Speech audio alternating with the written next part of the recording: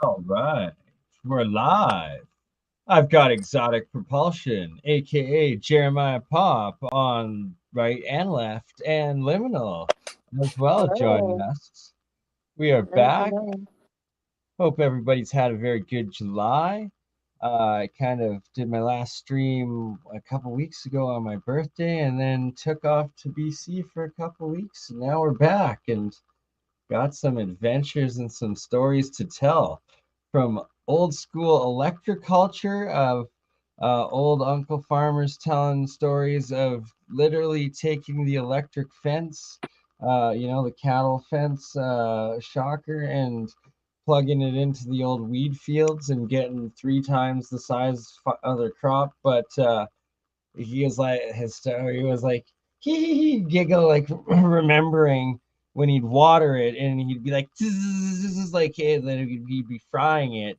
And then it tasted like the weed was tasted burnt.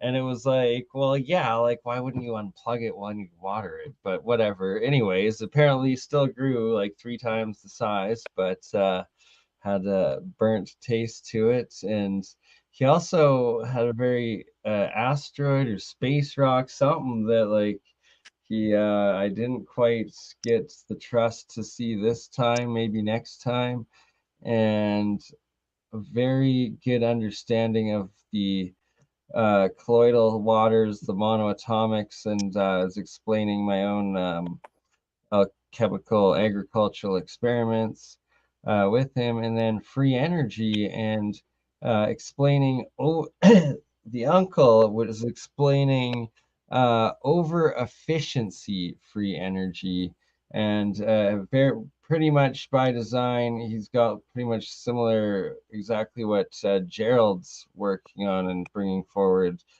From what he explained to me, and hopefully next time I'm out there, he's gonna have a do a full demo with me, but just like explaining how all electric cars are such like a scam because with over efficiency, you could literally have other electric alternators on each wheel generating more electricity and like just how you over use the systems within uh, it doesn't have to be a closed system. Well, it's closed system, but you just add more. Anyways, rambling on. How are you guys? You guys got experiments for us too. Oh, we've just been What have you been working on? we've been working on all kinds of things. I've been fairly busy. She's been fairly busy with all kinds of stuff too. I know that you just got back from this big trip after the long hiatus, and I'm sure people are wondering, what kind of crazy stuff happened on that trip, what you might have seen, and whether you actually got to the destination you were hoping for or something entirely different. All right, well, I guess the universe unfolds exactly how it's supposed to, and thought I was going to work Shambhala for a week. Instead, I got out to BC to Cranbrook, where my family ranch and like where my mom's from, and like where I've born or pretty much raised every Christmas, Easter, and summer. Only for it to be on fire, and then also find out like uh, I guess it was like another hour and a half drive to the Shambhala Festival that my employer had gotten rejected. Finally, like the 3 day saga of getting rejected by the customs, they finally just screwed him over, completely rejected him, and thus our tickets evaporated into nothing. And I was in Cranbrook and it was on fire. They were evacuating government buildings by the second day Oh that I was man, like wow. the 19th or the 20th. It was like there was so much smoke you couldn't see like 20 feet in front of you. And then it's like everybody's still trying to get through this like city on the highway to get to the Shambhala Festival, where it's like 35,000 people like going to this ranch, and like it's just crazy. So like this traffic, while it's like everything's on fire, there's like a bunch of homes burnt down in like the Indian Reserve, and like in between it and the city airport. And then it's like I was there staying with like a bro of mine who just happened to be in that city facing his a court case against him, and so I was staying with him, and then like the local frickin' cop unit was like all trying to be gung ho, and like apparently was like running surveillance, and then thought like we were like smuggling something, and then like they followed us like across like the interior of the province, and like it's like, oh my god, it's Wow. crazy and insane. Like I have on one camera, like I think at least 10 different license plates and the full like undercover unit vehicles of like probably the Kootenay, like BC Kootenay's like entire undercover task force. Or it's like, do I publish it? The retard like came up to me and was like, "Oh, I'm Brad Cook and I've got a freaking sleeve tattoo," and think I'm like, oh my god, it was insane, just the events that happened. But that guy was douchebag, and that was just while Cranbrook was on fire and we got Oh rejected from my law. god. Then we That's a continued hell of on to an another adventure. part of BC, and it was much nicer. We were on the lakes. Me and the girlfriend took a nice vacation on, like, we were spent one day swimming in Lake Calamelca in Vernon, BC. Very, very nice in the Okanagan. And then continued on down to Penticton, and I just uploaded a video right now of Pyramid Park, Provincial Park, Pyramid Provincial Park. It's right on Lake Okanagan in uh, right outside of Penticton, BC. And so where I just said Vernon there, it's like the northernmost city on this giant lake. It's a couple hundred kilometers, I think, from the north to the south of Lake Okanagan. But on the south side, there's these two giant pyramids. They're like mounds, like they look like they're clay made or something. But the park guy was showing me and telling me, and I think it's on the recording, that there's, and I walked to the top of it, that there used to be an inside chamber with like a window, and like people had a couch in there, and it like caved in. So there's like subterranean stuff within one of these pyramids. And it was just so unexpected. Like I had no idea that there are these random pyramids in the Okanagan. And then went into Headley, British Columbia. Shout out to Headley Man, BC. Craig and Sharon on YouTube, been following for a long time. They're awesome people, and I'm gonna have to show you this, Jeremiah. Craig has recordings of a couple of these like plasma ball craft Oh, coming out of really? the sky on top of this mountain right next to the famous gold mine on top of the Headley Mountain. So it's like he's got it recorded from his property, and it's like right on top of the peak of this other mountain where there's like no road up, no access whatsoever, and like these different orbs coming out of the big orb. And then there's like this beam of light that like shines down into the mountain, and like his freaking 90-year-old neighbor like comes out and is like, "What are you doing?" And he's like, "What is this?" And she's like, "It's gotta be the government." And he's like, "No, there's no way it's the government." It's like, it's a crazy recording and experience that they had out there. And I also, the first night that was there in a camper, uh, yeah, I'm pretty sure I I was too chicken to open the window and see, but I swear I was like 2 feet away from a Sasquatch, and there was like six different things that happened that were all evidence of the classic Sasquatch sort of things. Of Amber also recording absolute stench. She thought it was me. I don't think I stunk that bad. She said she never smelt a stink like that before from the BO, but that there was, she also, we both heard this growling grunting at the forest line, right at this Hmm. property line, when we went up to the, or we're like having a smoke outside of, or like at the door of this camper, and it was like at the tree line. And then so it was like she was like, Bernie, why are you making that noise? I'm like, man, that's not me. And okay, you're hearing it too. I'm not crazy. So like close the door, and then we're just like talking for about 15 minutes, and it, we both hear this, like it was like a howl, but like a call, like it's something we've never heard before. It was like the whatever it was made its way up to this one canyon spot where it gave like one call out to like that, like echoed and like went through the entire like mountain range sort of thing. And then it was like half hour later, Amber was like falling asleep, and I hear these footsteps come up from this creek line that was about 50, 100 yards up from the tree line, right where we originally heard like the snorting, grunting area come from. And then the footprints straight came up to the camper, and I start hearing this like sniffing from like right outside this freaking screen window with like just this tiny little curtain.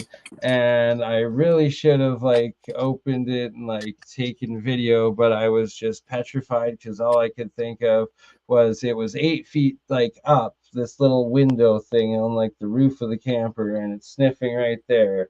And I heard it walk up, and it's like spray all this cologne, and then like flash like the flat turn my flashlight on my phone and like put it like out, but like I should have had it recording. I'm a fucking idiot. I was just in the moment. But then like Amber like woke up like sneezing, like why'd you spray all that stuff? And I was just like shit. And then like crawled into bed, went to bed, and in the morning went out, and sure enough, where before there was undisturbed like waist high grass all the way, there was like completely squished down, like walked from the creek line where I had heard the night before something walk up, and right by the camper, it was all like crushed down, and something had been there. So you experience what you experience. I don't know what the F it was, but I experienced that the first night there. And to add to it, in this camper, there was like some freaking punk band sticker called Sacrificial Slaughter. And I was like, oh my God, this Oh, is that the really makings tops it of a off. freaking Yeah. horror movie. I'm going to die. And I wish I took a picture of it, but I didn't, and whatever. But yeah, that was that part. And It's a hell of a then combo. Damn. Yeah, you gotta love that sticker. I mean, I'm sure that made you feel all better, nice and safe. Nothing is gonna happen to you when you got that thought running to your head and full of petrification. oh my You thought God, you were being no. Bigfoot, right? Right? But like a bear would have had to brace itself up, and like we would have felt it. And it was like something was like right there sniffing, and I froze in the moment. I didn't know what the F to do. I was like grabbing firecrackers to like probably try to blast it off, like if it was coming in. All I could picture was the little door that had this dinky little lock just getting ripped off, and me having to like somehow fight off a Sasquatch. I don't know. It was creepy. Well, I imagine by the time you're hearing that sniffing sound, which is certainly not something that you want to hear right next to your head when you're near the window. So a very bad kind of thing. I imagine that just about anybody would be freaked the hell out thoroughly. No, and it was like from like the moment we heard the grunting sound, we were like covering up every window with like sheets and pillows so we couldn't be seen. Where like before we had just opened every window, unlocked them, had all the screens like air trying to air the camper out as much as possible. So it was like the most exposed it possibly could have been, to like then have it okay, we've got like dinky little sheets on every little thing, and like oh man, yeah, it was. You just huddling in the center trying to be real quiet while this thing is like snooping around the camper. Yeah, yeah, and Oh, that's fun. That's fun. Yeah, as long as you don't touch the shades, right? No reason to let whatever it was out there know that somebody's inside. oh, it knew what, like, no, like it was intelligent, like the thing communicated we were on the edge of its territory. It then like made its way to a call to like where wherever the other ones are in the frickin' mountains, because there's giant caves all throughout these right above us. Like there's 47 miles of mine shaft in the Headley mine right above where we were at the base of, and that there was like 1.5 million ounces of gold, 110,000 ounces of silver, and then 4.3 million, I think, pounds of copper that were taken out of this mine in the mid 90s. That yeah, it's quite the intense place. Oh yeah. Oh, let's see. I guess I could throw this on. Sounds probably about right. So So let's. after this, so now that we've gone full woo woo, I think I just experienced a Sasquatch and was too afraid to get world changing picture. I failed you all. I'm sorry. Jeremiah, what do you have to show us tonight? Some Yeah, I don't know if I hydrogen. can top the Sasquatch story. We can talk a bit of chemistry and chemical reactions and various other effects. So I ordered a 50-gram sample of pure lithium metal from an eBay seller that's in Ukraine, which is the place where this stuff is mainly coming from. And they sent me this little 50-gram slice, little pizza slice size thing. And it's surprisingly thick. It weighs almost nothing. Lithium is the lightest metal on Earth. And what I didn't expect is that they'd accidentally send me this huge thing. They sent me a 174-gram chunk as well. I only paid for this thing, but it's not exactly like I can send this back to the seller in Ukraine, or that the shipping is going to work very well for that. So I guess I'm lucky to have this massive, massive piece of pure lithium. But it's crazy light, and lithium has an interesting reaction in water, so it's not quite violent like sodium. But inside this little cup, I've got a couple pieces of lithium that are already cut, and I'm going to go ahead and toss one of those in here. I'm not going to put all three in there because this stuff generates lithium hydroxide and hydrogen as a reaction, so it won't flare up on its own, but I can light the gas on fire so that we can actually see the hydrogen coming off.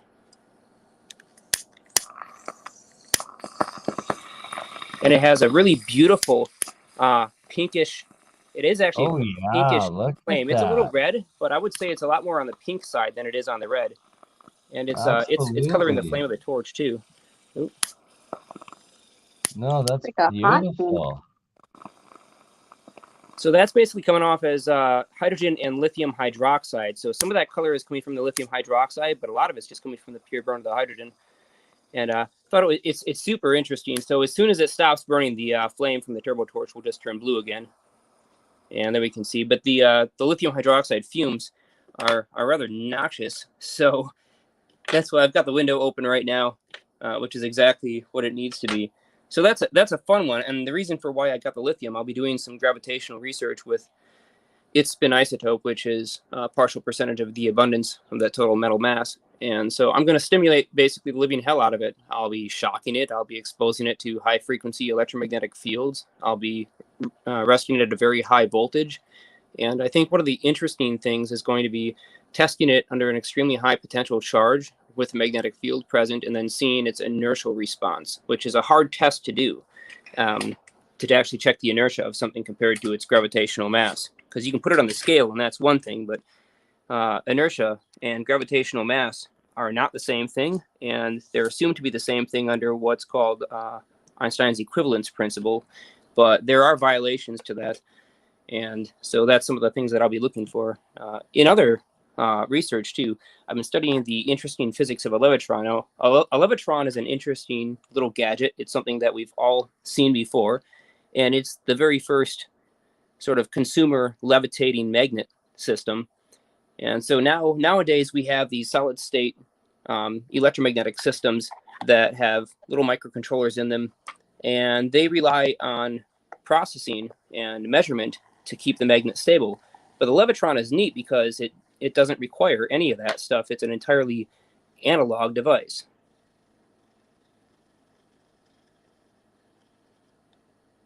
I absolutely love it. And so I've got to take a little bit of weight off of it because the temperature in the room changed. So I'm just going to pop that blue washer off. Should be enough. Does it not bring like back more to like the dreidel and the spinning tops of like ancient times? Oh, I think very much so. It's a classic and very, very simple piece of gear. Oops. And that's what makes it so great. But actually the physics of the spinning top are what I find super interesting, because when you combine this with a high potential discharge, oh, now it doesn't want to launch. Hey, yeah, it can be a bit of a finicky thing.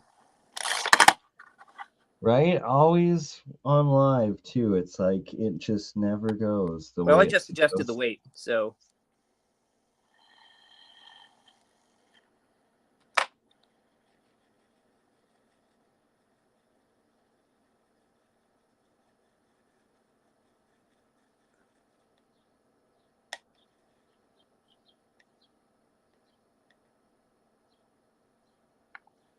There we go. It's a little bit off too. It's going to be unstable, so I do have to remove just a little tiny bit more weight from it. It's so picky. It's so finicky. But here's the thing. So this works by spin stabilized precession, and it'll wobble back and forth constantly. Now, the principle of how it operates is something called Earnshaw's theorem. And in Earnshaw's original formulations, he talks about the function of gyromagnetic precession against the luminiferous aether. And so the original theorem for how this thing works goes back to inciting the use of something that we call aether. And I think it's super curious to consider that there might be this frame dragging type of phenomena where it's not just simply the gyroscopic inertia of the magnet that keeps it center. And this is the misunderstood part, and often is not discussed. It's not just the gyroscopic inertia of that little top that is mainly just a magnet and a piece of plastic through the center, but it's actually the dragging of the magnetic flux in its position versus the speed of light between the base magnet and the levitating top. There's a little bit of a phase delay, a twist in the magnetic flux as a result of the rotation, and that's what causes it to balance exactly at that point, and why it's in a semi-stable state. Because if it was just simply spinning and it wasn't doing this kind of frame dragging effect, then it wouldn't be able to ride as low down in the field as it does. It would actually raise up a little bit more, and it would always float off the sides. It would seem to be like on an invisible bubble, and it would never stabilize at any point. So it's that little twist, that phase shift, that gives it the stability. And as soon as the phase shift is not large enough, then it starts to rock back and forth. And once it tilts past about 3 degrees, then that's it. It'll flip itself over and come crashing down. Right, and it's figuring it all out and how much rotation has to do with it. Right, exactly. Now, when we combine the same principle of this rotating or twisted field, which in the woo-woo physics is called a torsion field, and when we combine that with something called a scalar potential, aka a high voltage electrostatic field, the two combine together in a really fascinating way.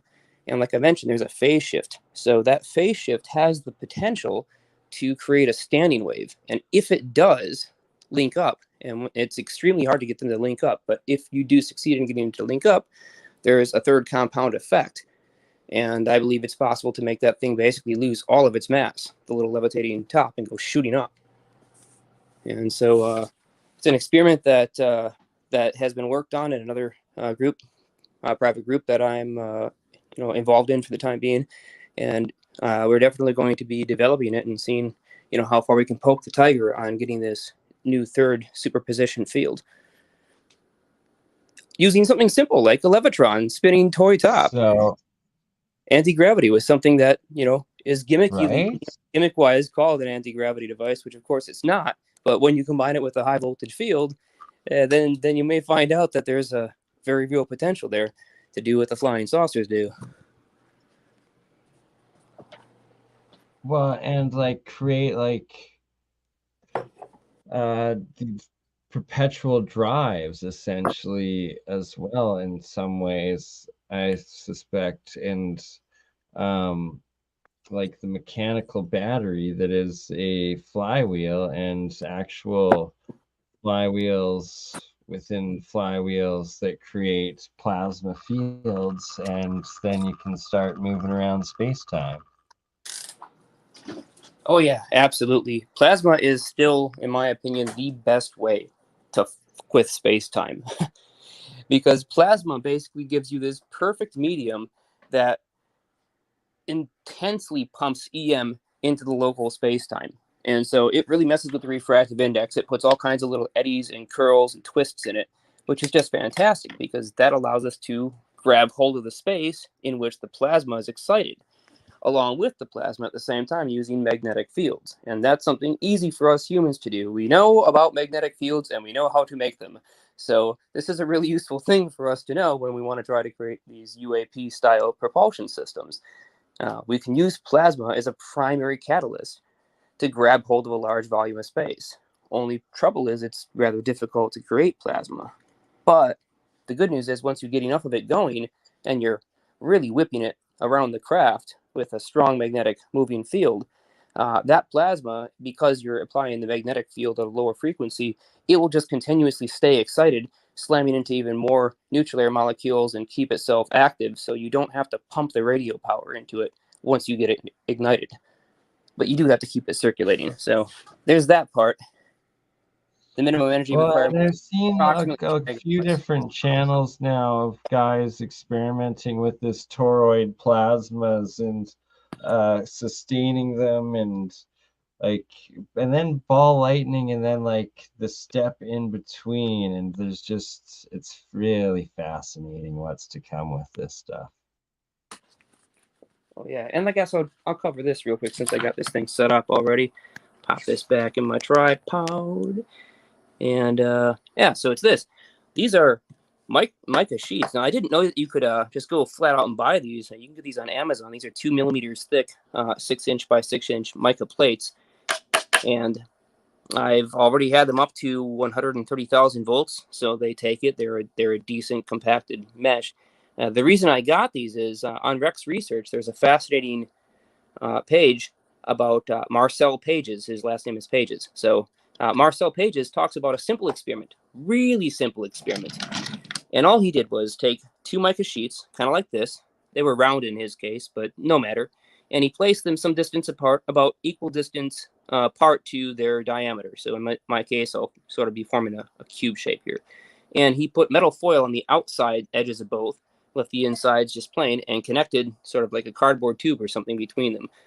And so he connected a Wimshurst machine briefly to the oppositely charged or oppositely positioned plates, and this was on the side of a scale, so this whole assembly would move at once.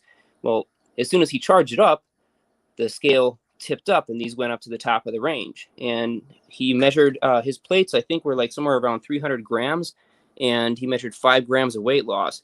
And I've tested this before, this exact type of function with a parallel plate high voltage charge capacitor, and I've noticed anomalous weight loss as well. But I've also noticed that it is very extremely material specific. It works with some mixtures of waxes that I've used, but not others. Carnauba, for example, if I put that in there, I'm almost guaranteed to get a response. But the strange thing is, it only loses weight on the first or second run, and then after that, it will not respond if I charge it again, even after I've tried to neutralize it. And it'll take about 2 days before it'll do anything again. And then I can just stick it back on the scale, charge it up, and then it'll lose weight again. So there's something weird going on there. And I don't know exactly what that is. I still haven't been able to nail it down to this day because the damn thing is anomalous. But it's a simple... Right? And there's so much with these plates and different alloys and metals, and just, I remember like when we first discussed that a bit, was it Gerald that was showing us it on Rex Research, or another Or I'm thinking of another experiment with a couple of aluminum plates and the anomalous uh, weight loss and stuff. Just in general with monoatomics all over, and it's really fascinating connecting all of these metals and how it also connects into the Hutchinson effect and all of the EVOs. Well, I guess we'll be seeing less about the Hutchinson effect going forward for a little while anyways. Not going to get into that. But as far as EVOs go, yeah. Well, if we start to produce them and store them, that's the number one thing with exotic vacuum objects or electron palladium is trapping it. We can generate them pretty easily. In fact, they're kind of everywhere. They're falling down from the ionosphere constantly. Yeah, you gotta love that burning. Just check out that purple, man. You gotta let me. Yeah, there you go. That is a really deep royal. So it's gold that came off that is condensed out of the pure white monoatomic white 24 karat gold bar anode that I had made this out of, and it was pure white monoatomic that then also the top is now pure purple that has crystallized or plasmited into the purple form since being in the sun over the last month and then condensing back some what appears to be 24 karat gold again into it. So now I'm drinking this colloidal water and it actually tastes very, very sweet. That's very interesting. And so this is, I'm guessing now that was the original white gold that you've done like probably 4 or 5 washes on at this point. So it should be fairly clean as salts. And just about Oh, that wasn't metal. So the only thing left in there oh, that I had already done about 20 rinses on oh it. wow. Okay. So you know it's just the metal. Like that's the only thing that Yeah, is your electrodes. yeah. And it's like I have an identical one in my fridge that didn't have the sun that I've done about 100 washes on that I've been drinking from that still remains white with a little bit of the gold at the very bottom. Hmm. They were from the exact same batch. Of all the interesting things to consider, it's that you say it tastes sweet. That's the really weird part. Because we've heard about that before. You know, we've heard that same phenomenon associated with monoatomics and various things, but you don't generally hear it associated with colloidal suspensions. And so when you see the purple state of gold, now you can achieve a purple gold in a colloidal suspension with a high voltage arc and distilled water. And it's a rather hot and vicious reaction. It takes a lot of power, but you can produce nano powder gold in colloidal suspension. But here's the weird thing: you didn't do that. You used low voltage, low power, and it was white until it got hit with enough sunlight, and then it converted to this purple. But it's not colloidal; it's dropped out, and you say the water is sweet. Now I've had the gold colloidal suspension made that years ago with a microwave oven transformer and a big old variac, and it does not taste sweet. And So freaking antifreeze is sweet. that probably is. Wouldn't know. Well, actually, no, I wouldn't. And glycerin is one of the components in antifreeze.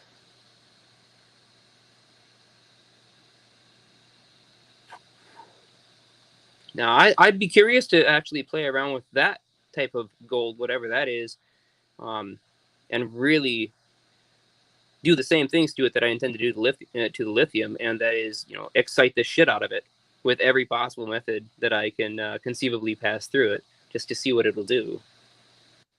I agree. Because I'll tell you, man, Dan's stuff, that was the most crazy reactive substance I've ever seen. I mean, it makes the potassium permanganate and hydroxide solution just look like a joke. That stuff is so freaking violent, it'll boil its own water the second that you start to add it drop by drop, which is the only safe way to add it. If you don't, it'll literally boil the water so quickly that it'll come shooting out the top in a jet. So, and it lights on fire. I don't know what it is, man, but it's fucking magic. Right, like it just gives these like ancient alchemical stories and like practices so much more credence and these metamaterials.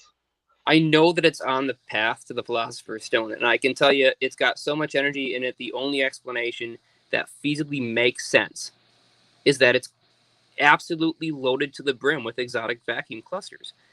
And the reason I say this is probably not just suspicion, but actually likely, is this stuff was made with the Hudson method of extracted materials, then purified in a frickin' cyclotron in a big laboratory. And so Right? Like, the that's cyclotron is so cramming insane. electrons in there, and those are gonna cluster, and so it's probably loaded with clusters. It's a glossy, beautiful, shimmering, purplish, deep, deep purple, greenish, bluish, reddish type of thing. You catch it at different angles, and just the spaces between the nanoparticles will produce all these colors. But it's primarily a much deeper violet than what you just showed with that bottle. And Are you talking about the nano yep, gold? Yep. you've seen. Yeah. Yes, that you two did the most beautiful demonstrations on in some past Real Science episodes together with us Oh here. yeah. It's I'm like gonna turning have to wine bring into back water. up. I've watched the reaction over 25 times now, and I'm still just as amazed by it as I was the first time, because every time I really inspect it and I look a little deeper, it turns out that, nope, still don't understand it. You still can't explain it with basic chemistry. There's absolutely no Still way just to as specify. magical.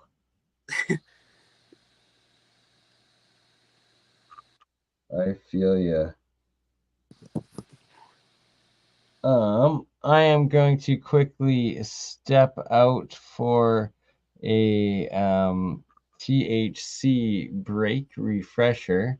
Do you guys, would you have anything to discuss for a few minutes, or should I play an intro or I guess play a what one video or something?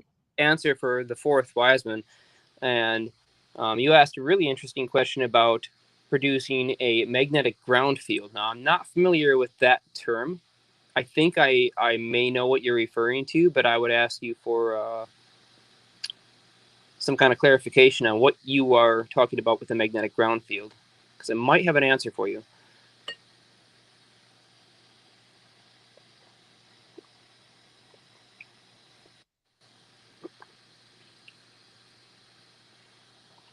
Oh man, Rhonda, that's terrible.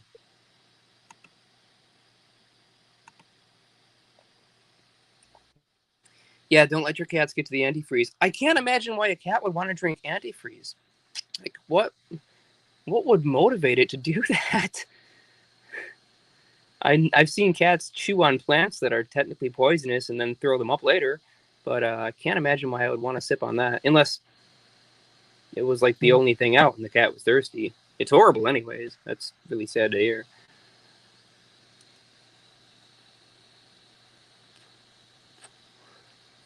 Yeah, the fourth Wiseman. It is interesting. I would like to hear about your idea of magnetic ground current, though, because it sounds very similar to what we've seen from Barbosa and Lille, where they're pumping a huge amount of current from the ground in a different type of magnetic field that it's very hard to detect initially until you close the loop. And at that point, you can use a clamp meter to detect it. It'll follow the phase of whatever kind of load you have across the system. But Barbosa and Lille, it's a COP of 3 to 1 over Unity system, and they've got 3 different patents on it.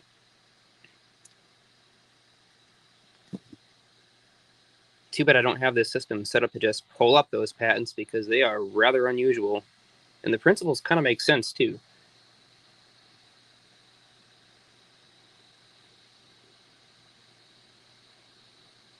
Sorry, I'm a bit quiet. I'm actually on my phone, so it's a bit hard to view some of the comments. Oh, yes. Yes, definitely. While I am also simultaneously trying to get my new phone working to get onto the Streamyard right now, so then I can show a whole bunch more. So I will be back in a minute, hopefully from it. Sounds good. Indeed. So I've got to get a hold of Lulu, who has found a bunch of compasses. So I'm going to have 10 compasses coming in, it seems like. And we're going to be looking for magnetic field anomalies in 3D space just by using these analog compasses. And then I've also got 6 stopwatches that I'll be modifying all of them and sync them up so that I can basically trigger them all with a simultaneous photo trigger, and then kind of map out my room and the things that I've been doing in this lab to look for temporal anomalies in various places, because I've already seen the effects of what I think are temporal anomalies, but I want to map it out. And so 6 stopwatches should be enough to profile this room over a 24-hour period after I run the warp drive experiments, and we'll see how much we screw up the local space. Don't forget that you have all of that collection coming to you of the microwave pizza crispers. Oh, that's what yeah, she's got those too. And so I just haven't gotten back to her yet. I was supposed to, but she has collected these things for the sake of science and seeing this stuff advance.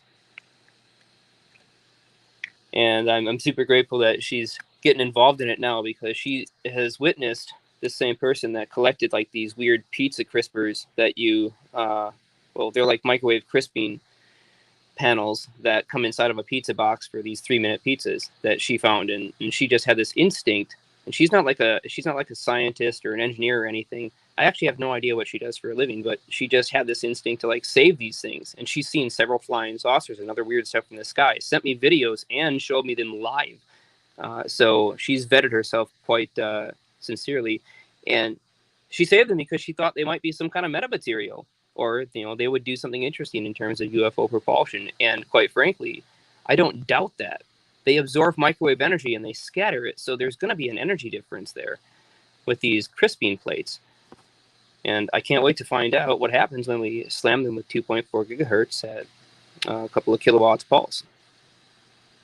Oh, Bernie, you got to unmute yourself to show off all the crazy weird rocks that you collected on your journey. Let's see, can I get you to unmute?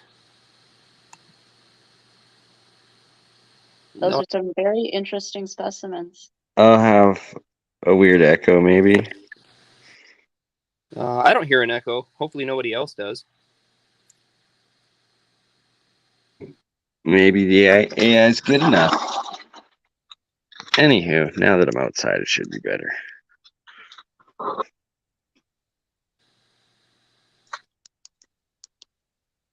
Oops.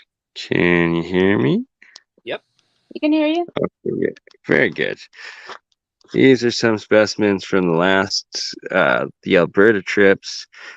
And then, my goodness gracious. Well, let's look at the garden. So this is the purple water, the white water, and then just the normal tap water. And it's not even blooming yet, where those guys are probably double the size and blooming.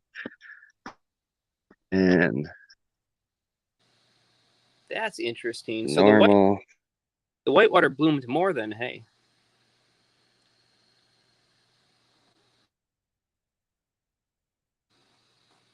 Uh-oh, technical difficulties. Out of range.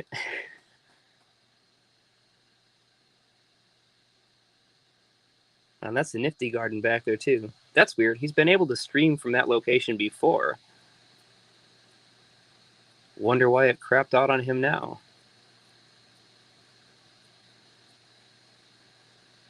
Unless it's just on my end.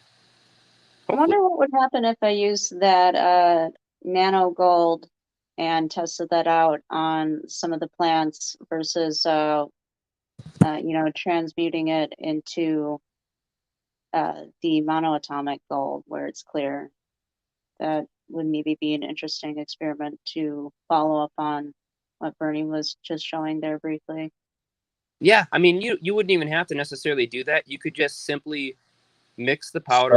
Sorry, my Wi-Fi was, I don't know the limits on this one.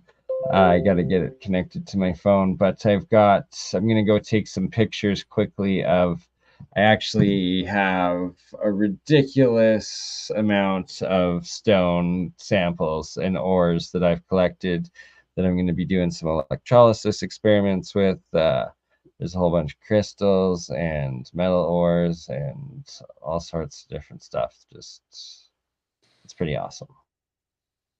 All right, man. Go get some good pictures. I'm curious to see how that garden is doing. So, Jeremiah, you think I should literally just mix in the nano gold powder rather than creating like a liquid? Well, absolutely, and the main reason for that is there are already natural acids and bases inside the soil, and you don't want to introduce the amount of acid that we normally use citric acid to break it down.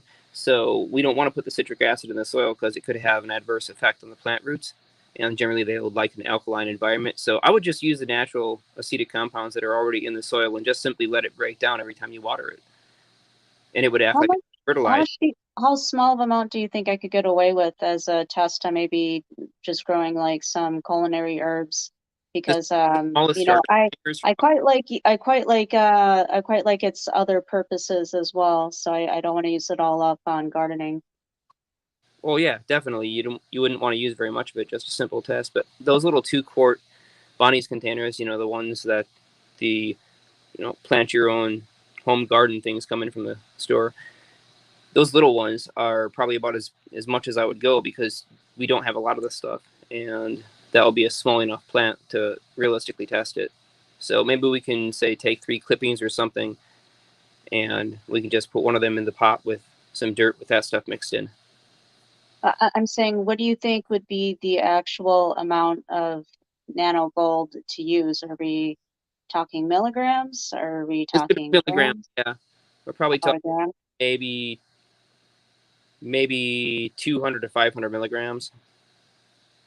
Maybe I should try that instead with the culinary herbs that I've been starting from seed in those seed trays.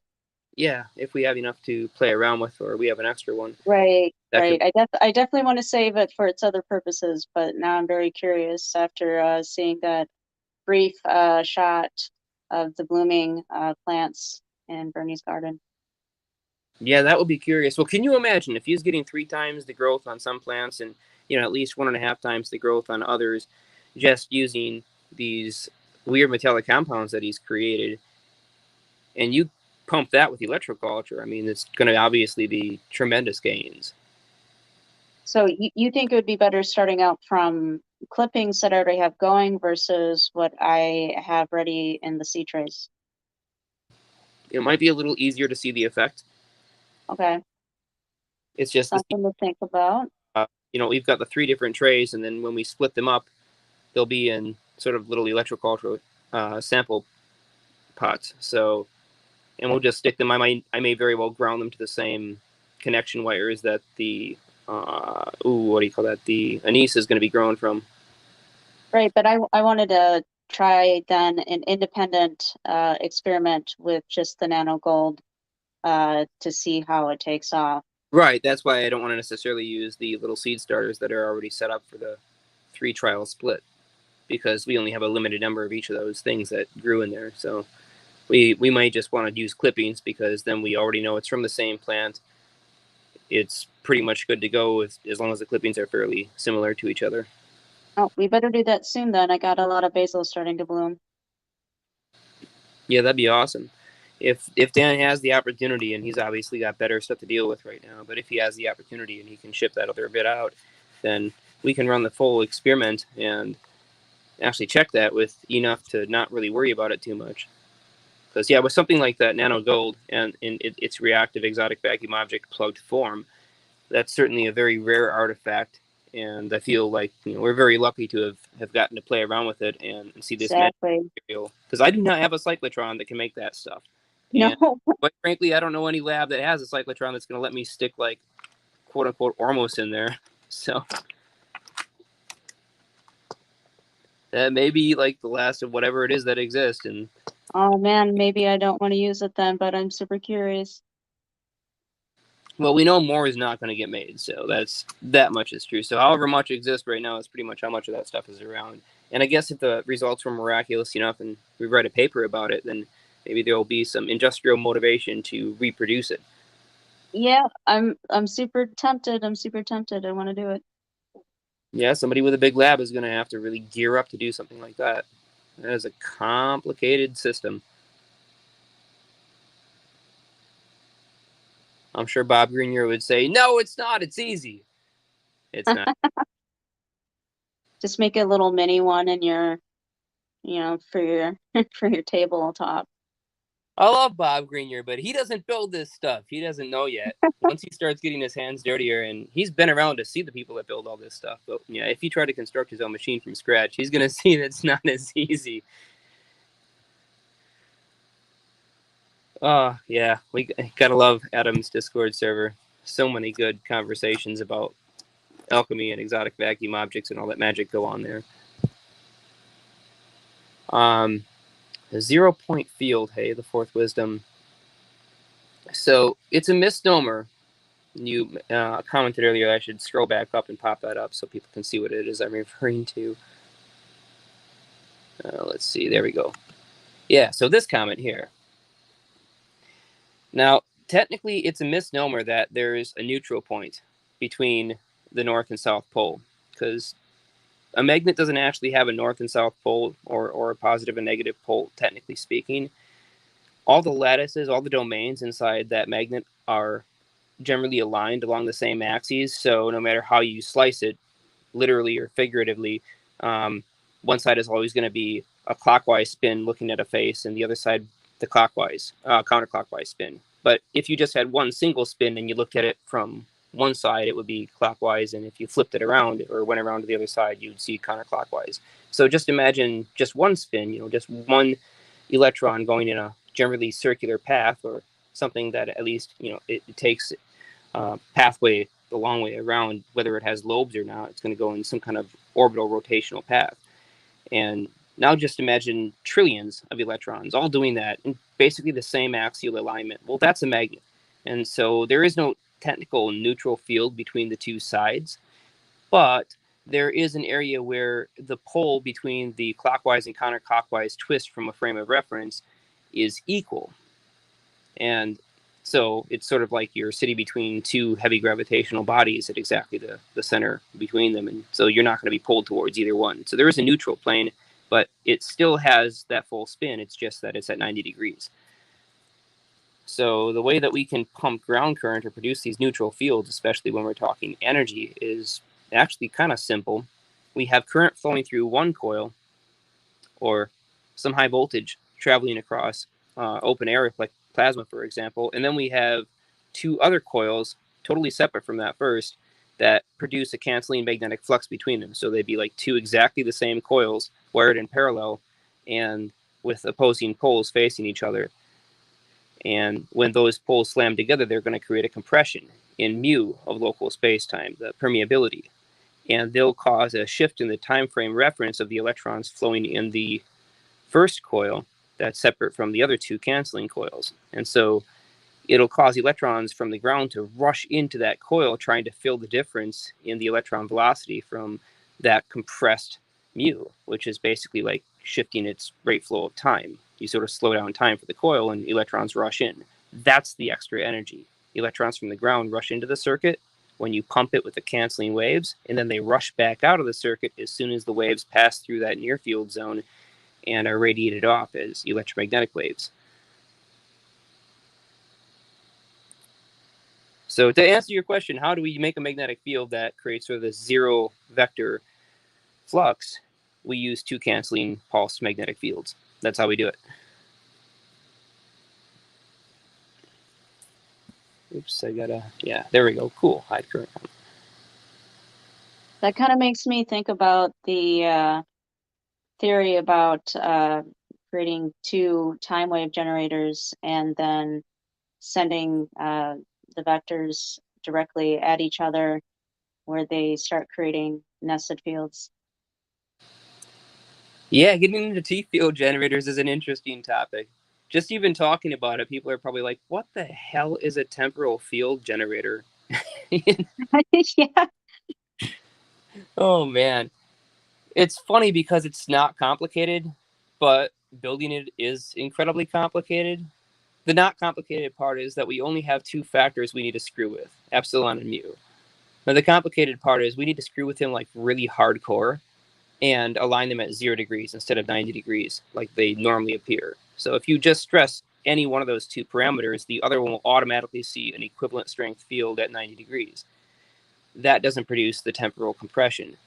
It doesn't screw with the aether or the physical rate flow of time in a local space. But when you put them at 0 degrees, now you have an electric field superimposed on a magnetic flux at 90 degrees, and you have a magnetic field superimposed on an electric flux at 90 degrees, both systems being independent of each other. And the emergent phenomena is a slowing of that rate flow of time. That's what Dr. Sonny White was trying to do on his laser interferometer setup called the White-Jude gravitational interferometer. They were looking for that exact effect by using a single toroidal field. But a single toroidal field can't do it. So then they moved over to a double toroidal field and tried to cancel them, but they were too far apart and still couldn't do it because they only used the A field. If he would have applied the electric field, he would have actually got the compression he was looking for. And rather than bouncing these two time waves off of each other, I know that you have talked about the idea of inverting it and saturating a local space-time coordinate. That potential outcome sounds a lot more difficult, but also a lot more interesting. If you could maybe explain that a bit. You're dead on right with that. And it is way more difficult too. I don't know what the breaking point is for the energy levels required. I know that it's much higher than what I've been playing with. I've seen it happen a few times with the impulse generator, and that thing cranks out 9,000 joules of energy, and I've gotten as high as 1.5 million amps flowing out of it. So that only lasts for about 2 nanoseconds, but 1.5 million amps is going to do some interesting things. Just in general, the magnetic field is stupidly large. And we hit the breaking point there. It does produce radiation, but the breaking point is what we call the Schwinger limit. And if you build up a stress just before the Schwinger limit, where you actually break it at one point, but the stress is still high enough, you get cascade positron production. And that's when things get really interesting for the electrogravity stuff, because you'll see positron emission from almost all these crafts if you look for it. Go out there with the Geiger counter if you can detect it, and there's going to be heavy ions pouring off of these craft and eventually falling to the ground. And some of them will make it. You can pick it up with a Geiger counter. And so we know that hitting the breaking point of space-time saturation is exactly what we need to do, but it is incredibly difficult. And I'm not sure how much energy it would actually take over what period of time to Well, hit the you threshold. basically at the breaking point, you would be distorting or breaking open that local space-time coordinate, and I would imagine a bunch of energy is going to pour out of it. Yeah, absolutely. Andy says you're punching a hole straight through space-time. He's There you go. There you go. I mean, like, you're literally tearing in to, I don't know what you want to call it, another dimension, where you're just pouring out, what a lot of people might call free energy, because if you could capture it and if you could sustain it, which would be extraordinarily difficult and take a lot of energy, well, you're gonna get a big response. Oh yeah, I should address this. So by space-time, what I'm personally referring to is aether. I use space-time tentatively because it's a well-recognized term, but what I'm really referring to is aether, because all these effects don't exist in an Einsteinian space-time. The gauge zero problem has completely destroyed the entire possibility of producing a warp drive until the modified Einstein equations. So the whole notion of a curved space-time is pretty well wrong, and the notion of gravitation being a separate fundamental force is actually not quite correct either. It's an emergent phenomena that comes from the disruption of the local aether. And I could get into all that, but probably not. Oh, it gets so weird when you start talking about gravity and then the speed of light, and then you're messing around with the rate flow of time. It just goes down into a lot of rabbit holes. Yeah, absolutely. And I agree, Aaron. Time is not a dimension. It's been misrepresented as a dimension because of the invariant nature of the refractive index in Einstein's equations. But if we make that a variant refractive index, then time does not need to be a dimension any longer. And now we can start to think in the real terms of what's happening to that local space. Well, previous experiments have proven that if you take two things that are generating a lot of energy and you point them exactly at each other to the same, the same local space-time coordinate, you're going to get some interesting results. Remember when I dug up that information about them stacking petawatt lasers and aiming them at each other? Oh yeah, And they got would, a lot of the yeah, National Mission Facility stuff. right. I don't even recommend aiming lasers at thunderclouds because it literally starts charging towards you, and the longer you hold the button down, the closer the rumble gets. And then it's like it seems like it's about to zap down, and I was like, "Oh my God!" And I let go of the button. And then the Chinese produced some results saying they were like steering and directing lightning with laser beams, I think like six Oh my months ago God. or a year ago. Adam Yeah, was talking videos about of that. going It out was, into like a lightning storm with his handheld power supply and collecting the energy from the lightning storm, and he said this stuff actually hurts. oh yeah, well Adam went out there with this potentially Yeah, his 300,000 volts, device which thing, never like volts. He goes out there with this 100,000 volt device, well, as much as that's as much as it's going to put out, and sticks it into the air and starts waving it around during the thunderstorm. Now he had already Oh done yeah. it prior to the storm, but he decided he wanted to see what would happen as it was rolling in, and the amount of energy that came pouring down on him was kind of insane. You know, he described it as one of the most intense experiences he's had in a super long time. And he could feel his entire body just tingling with the amount of energy flowing down continuously. Even after he shut it off, it continued to come down for several minutes. Nice, Bernie.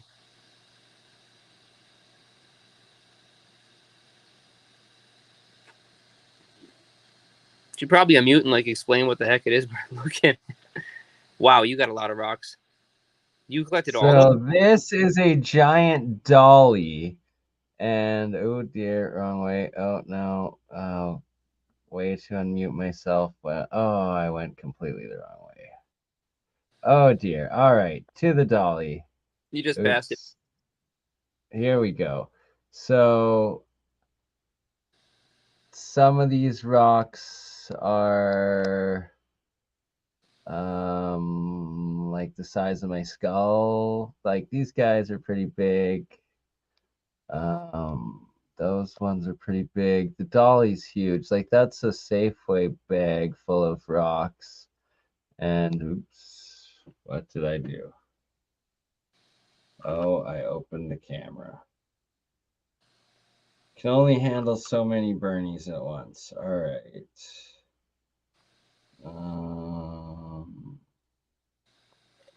Where's the best ones? I got a lot of rocks, and here we go. Here we can see it pretty good. So this dolly is huge. It can fit a couch on it. So for reference, that's a giant grocery bag at the very end of it. And I brought a ton of rocks back with me. And there's a lot of ore and crystal and who knows what else that is in there. Well, We'll one be way to doing put it all out sorts is of tests. powderize it. Muriatic acid works pretty well for powderizing it, and you can always drop it out of I suspension. also have rock cutters as well as tumblers, as well as like the polisher stuff and a few different blades and cutters. And I'm gonna start doing some more lapidary and get into the geology and hopefully get this USB 200X microscope thingy guy working again and Yeah. see what we can get going and do some real science, right? Real alchemy, electrolysis, chemistry. It's electrochemistry, biochemistry, life chemistry. It's the adept alchemy. Going to be Interdimensional. going forward. Homunculi. the homunculi of the past into the future. We need to make a crypto-based play-to-earn homunculus metaverse Angry Birds game. I don't know if I can even follow that train of thought to put an image in my head. That was a bit much.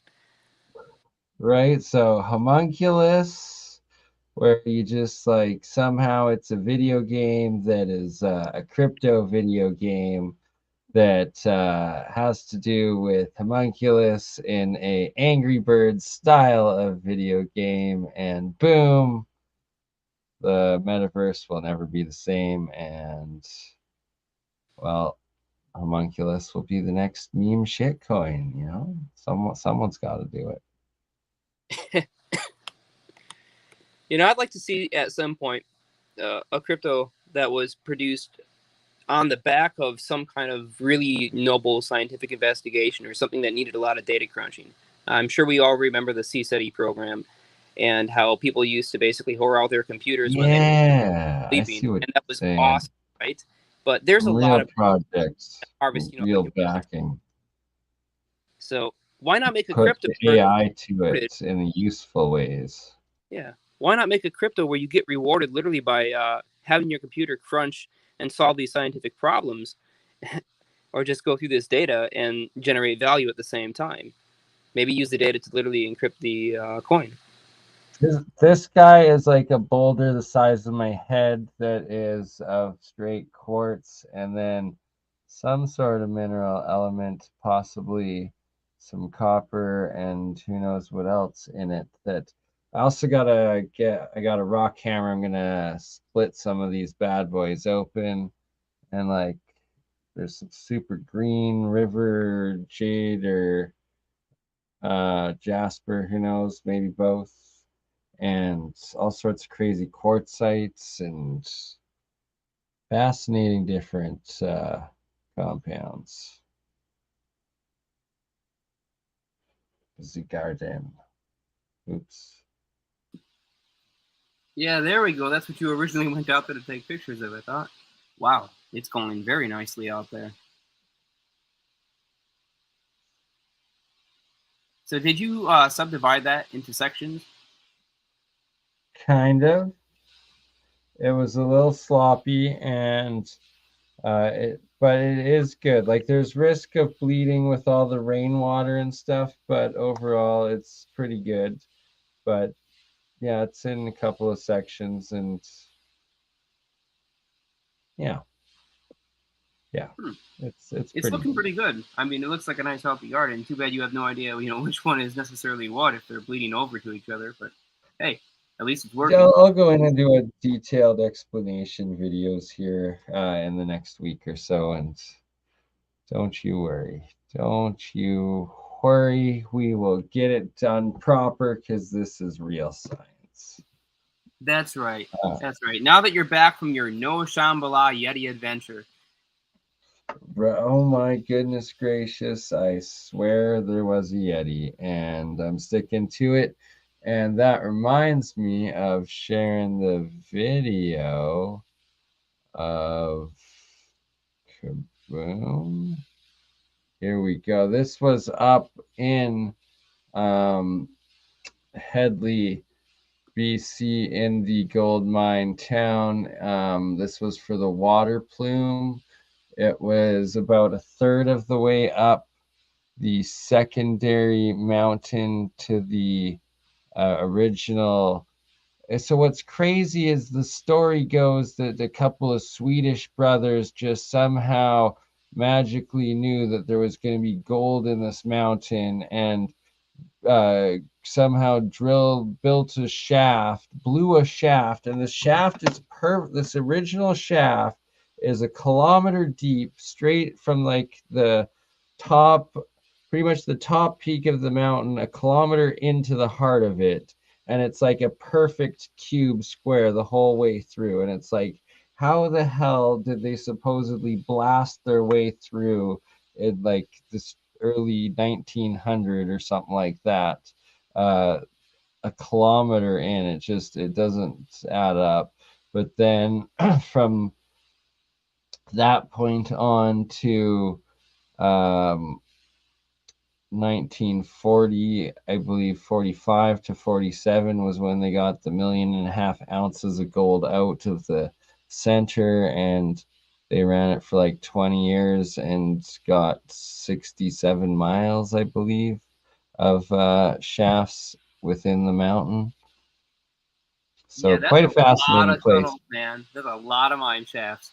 Right, and so this one right here is just for the what was the water plume that was like built along the side of this entire mountain from like the top to the bottom sorting area, and it like had to be level, so they had to like blast. This was 300 feet straight shaft that supposedly they blasted straight through to create this level water plume.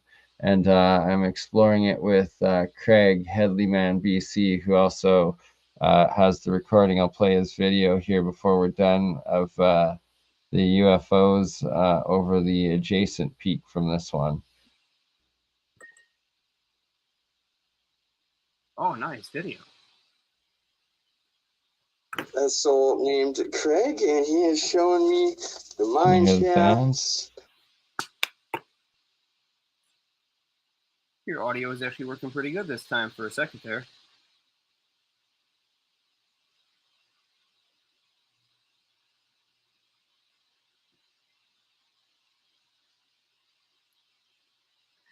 Oh, your poor internet.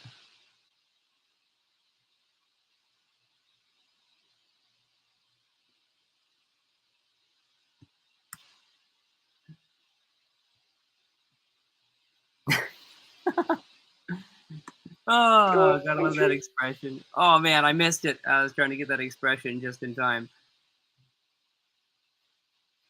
It crashes. Did it crash? It's kind of skipping in and out.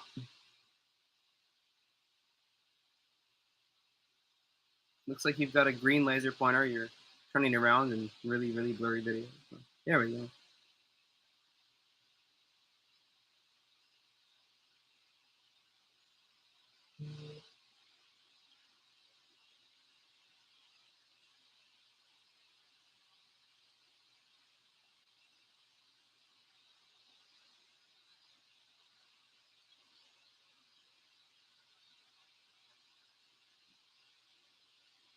It's kind of a trippy place, man. It's pretty epic. I'm going back. We're going back for a longer time, and I'm going to try to go into that mine. Yeah, you've got to bring enough light so that your camera can pick it up. Oh, sure we're going to be going in with all sorts of stuff and a team.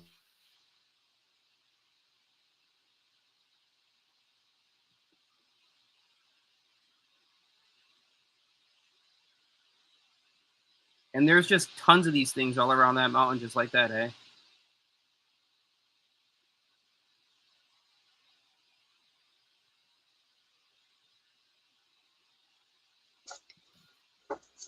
I can see why you had so much fun out there.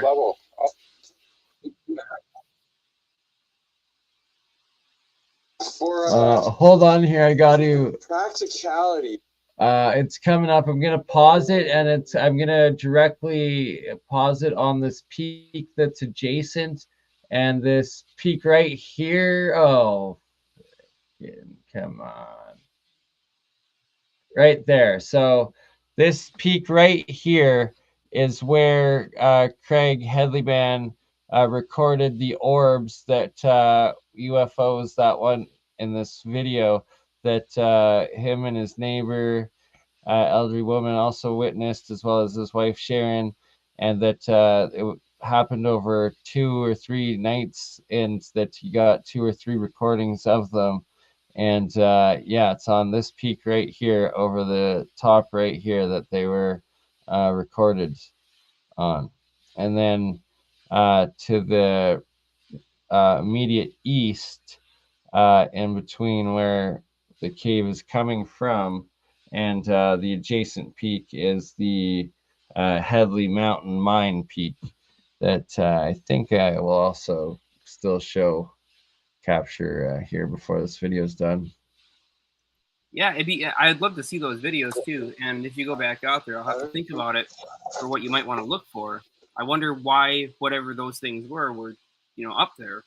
If it was a natural phenomena or if it was artificial, there's got to be a reason for why it happened in that spot, or something was interested in that spot. So I wonder what it Right. was. So here you can see some of the remaining wood of what was this like aquifer plume of water that's literally is going along this entire cliff face, this entire mountain through dynamited right here. They made a 300-foot shaft to continue it up on both sides. It's absolutely insane the amount of engineering, construction, and like, it's epic. Here, it was.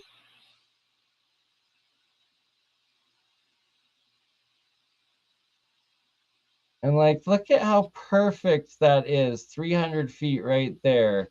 Just like with dynamite, like, I guess so. I like, I've that's never tried to freaking dynamite out the side of a mountain, so I couldn't tell you how precise that stuff right. can be. I mean, I know that you can make it pretty precise if you use controlled explosions, but I have no idea what would And have like, existed this in that is in time like frame. the early 1900s, apparently. So, What was the like, purpose of just boring straight through it like that, though? I mean, can't you just go around to pretty keep easily? the water level, going up the mountain on like, so that it would be like the flow would be going with carrying the ore down, I guess, or something like that. Huh. I mean, is there a good amount of science for water erosion at the lower level? Well, right, like it's apparently what I was showing there, the wood here behind was like what's right here. This is what's left, but you can see it's like they also cut along this whole way on this cliff face to like build this level, what was like a water chute made out of wood that was going cascading down the whole mountain, where they like pour the ore from where the spring goes from like, I think like a third of the way up, and then it carries it about like another third of the way down to like where they were sorting and hauling and going through the ore and the um yeah, the gold and the Maybe you should go back there with a metal detector and come back with some oh, gold. damn straight, and black lights and freaking Geiger counters and freaking compasses and magnets and the rest of it, darn tootin'. And we're gonna do a full expedition of it. It's gonna be amazing. I have these wild Here. dreams of just having one single massive detector that has all this stuff built onto it, sort of like a super Ghostbusters detector. Then you can just look for all these things at Join once. the technicians, JP. If there's someone out there that can make this device, it is you. And then, and Charlie will replicate it. And then we will all make one for each other. And we will find all sorts of glowing radioactive things. Because I also shot a video from Radium, BC, the Radium Hot Springs, and I'm definitely going to go take my Geiger counter and do a hike throughout that area before the summer's done as well. Well, if you come across a whole bunch of radium, I have a good home for it. It was also on fire while I drove through it. I've got a video of it at night on fire while it's still raining and the mountains just glowing on fire. And it's like, ooh, the Radium Mountains are on fire. Wonderful.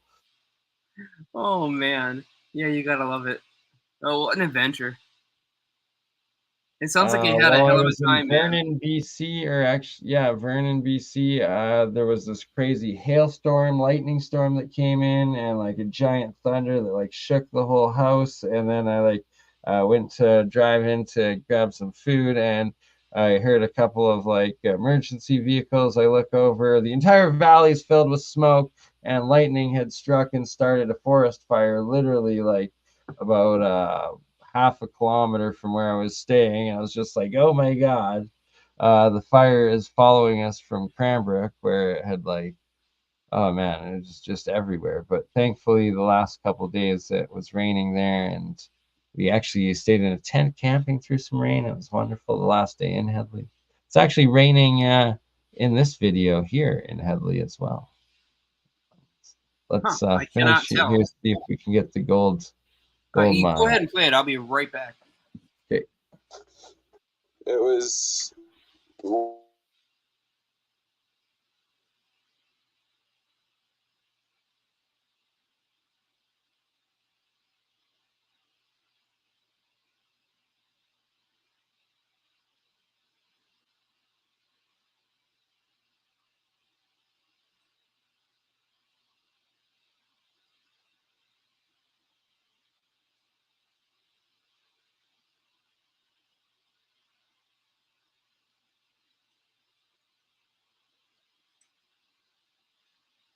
So there, Craig's explaining that they had problems having to kill so many of the goats because, like, the wild goats on these cliff mountains, just walking would drop rocks and boulders, destroying the wooden water plumes, creating leaks, and just it's insane.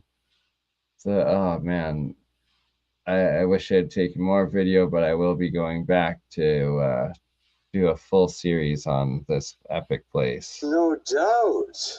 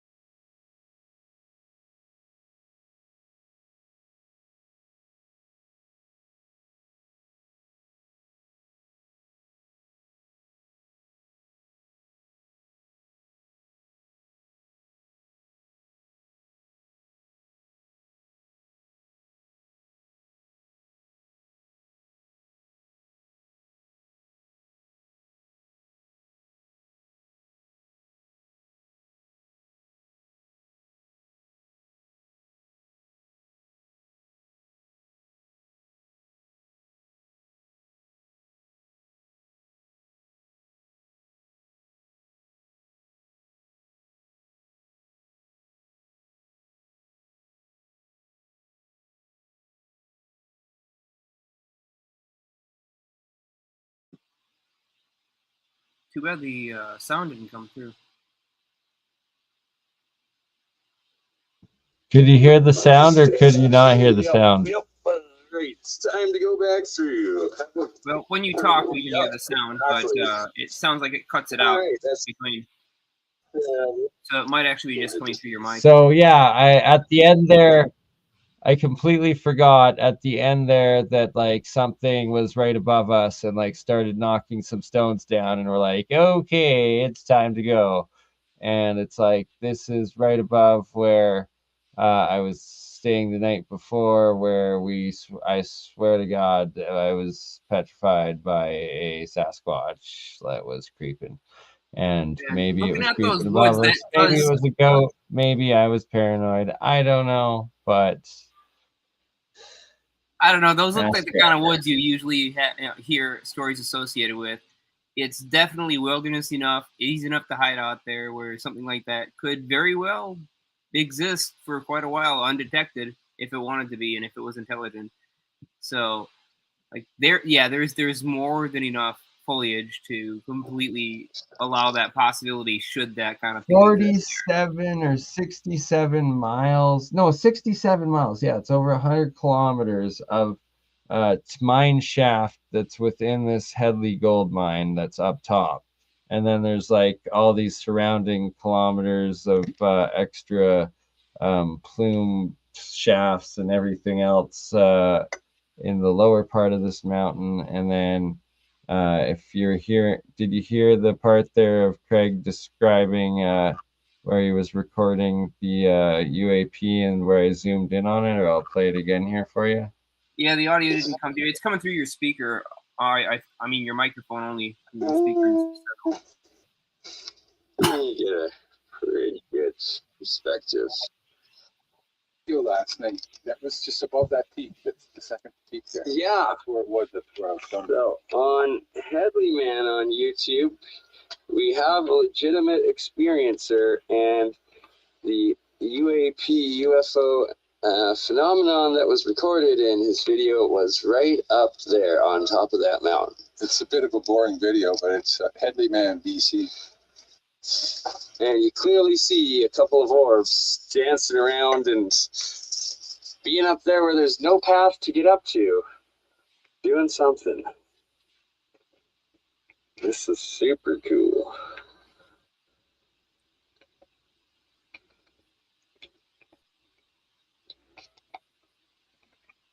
Yeah, that's a pretty neat location, man. Yeah, you can see when it's massive cracks going through there now. That a couple more years of like 100 or 1,000 year torrential downpours, that side might come down.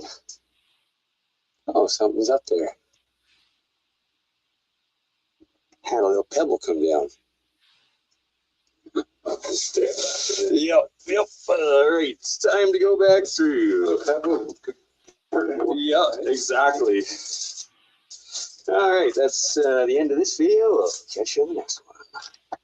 And There's something mesmerizing like about the break pattern on the rocks. They're so jagged. There is a really interesting appearance just at the way that the rocks have been broken apart, and whatever the mechanism was, diamited or busted through with something else. There's something kind of appealing aesthetically about the way the rocks are broken. Like I've never actually seen the inside of one of these mine shafts like this.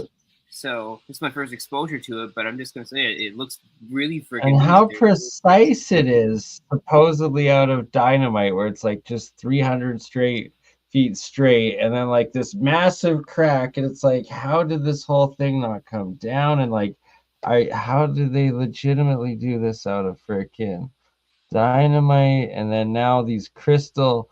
It's all crystal formation growing on the inside caves of the inside of here now, and like just it's next level beautiful. And then I've got like the laser showing. So this is my same green laser that I swear to God on my life I shone and got on like that Thunderbird Petrodactyl, whatever the fuck dragon thing it was in Drumheller, Alberta, the one time a few years ago. And here you can see some of the crystals. Hey Bernie, do you see that? Forming. Take a look. Shoot back in your video. Just a second. Did you see? Look at the wall. Look at the little sparkling points in the wall. Now, what the heck is that? When you go back there, if you're back around, find out what those little bright sparkly points are. If those are little crystal pieces embedded in the rock or what it is, you might want to tap. Oh yeah, they're huge crystal deposits. And growing and stuff, absolutely, man. It's nuts. And you can see it shimmering. Like you gotta really look for it. Are these petroglyphs possibly like drawn in here? I don't know. Yeah, that shimmery, sparkly appearance is kind of magical. Just imagine if you had. It really was. Like this isn't even doing it justice, man. In there, it was just like, like I should turn on here the sound so you can hear me and Craig talking about it. Give you a piece of advice real quick too. Next time you're trying to record it, your flashlight needs to be exactly aligned with your camera. You need to have that thing as close as possible to the camera to get that same shimmer that your eye sees. So keep that in mind. Yes, I do. I got.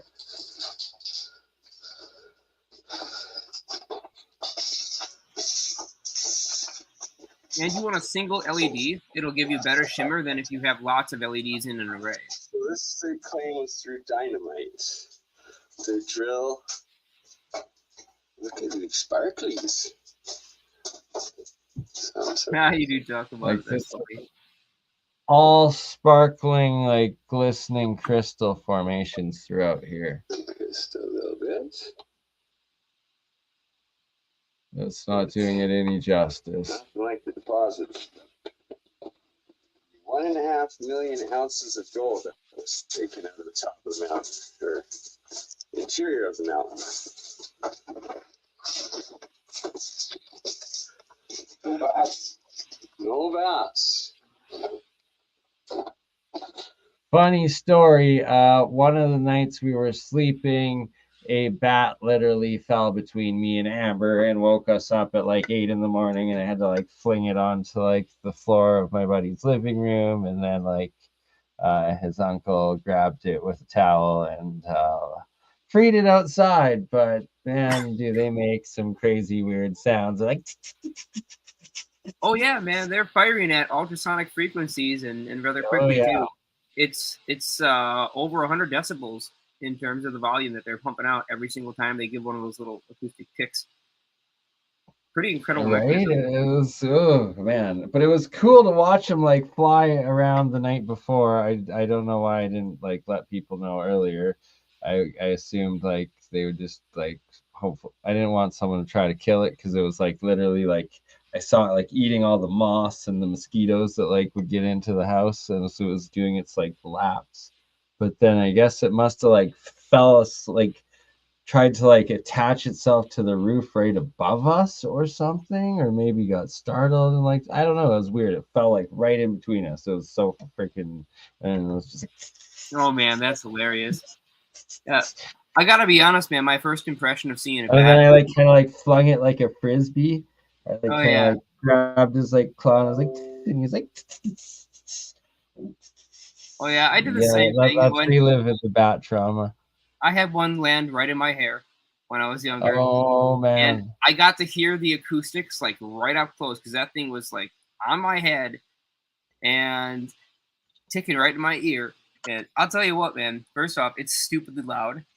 You get your ear right close to it, and secondly, my instinct was this is amazing nature in action. I can't believe this thing can make this kind of sound and navigate by that sound so effectively and so efficiently. And then as soon as I finally got the thing off my head, my first thought on the visual inspection was this is a freaking field mouse with wings. It looks like a mouse. It really does look like a mouse up close. If you look at the body shape. Oh, I know. They're literally mice with wings. And then it's like, are the bigger ones like rats with wings? Exactly. Now I'm getting creeped out. Yeah, pretty much. Bats are super awesome. They're kind of dirty creatures, but definitely looking at some kind of weird mammal bird thing. Caves and like, then I love like, nature. I've been watching some caving, like YouTube caving channels and shit, and there's so much cool stuff like the salamanders and crayfish and like blind fish and translucent shit that like all live in the caves. And it's like, how did they all like just evolve in these certain areas? It just doesn't make sense, because it's like they have to like there's probably just this crazy interconnecting grid underworld ocean of different shit down there that who knows in those cave systems. It's nuts. It's freshwater, not even saltwater. I don't know. And that's just one of many structures. Yeah, I wonder if some of those have much higher crystal concentrations. Oh, big time.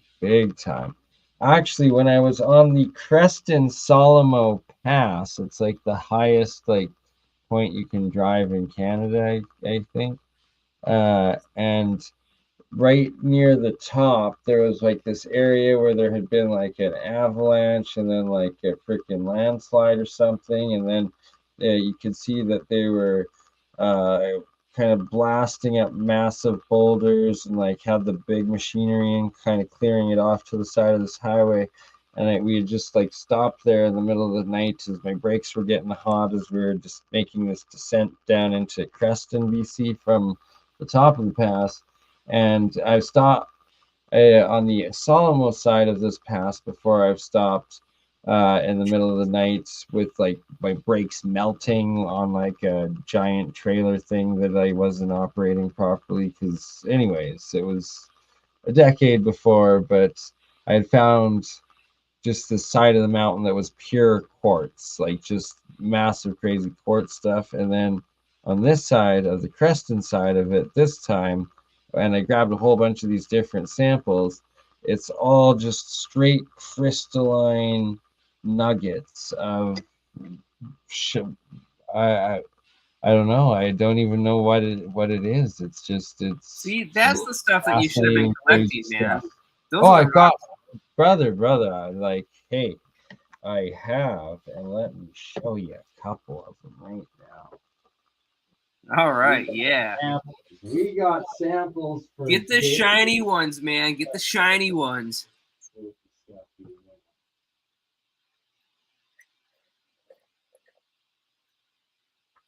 So why quartz? Indeed.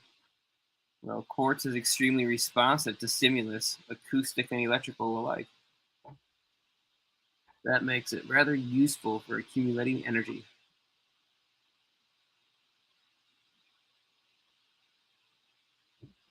And if good old BurnEye is already looking at a bunch of these quartz deposits, he might as well bust one off. All right, I'm gonna replay this little video here, and then while I just quickly dampen and get some of the remaining dust off of them and get them shining. Cool. I'm gonna catch a drink as you do that. Make sure your audio is coming through. Yep, that's working.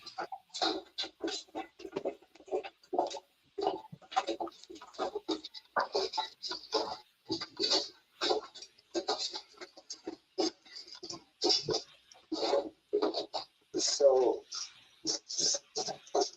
for practicality of the amount of work, they had to keep the water level for the gradient of it. And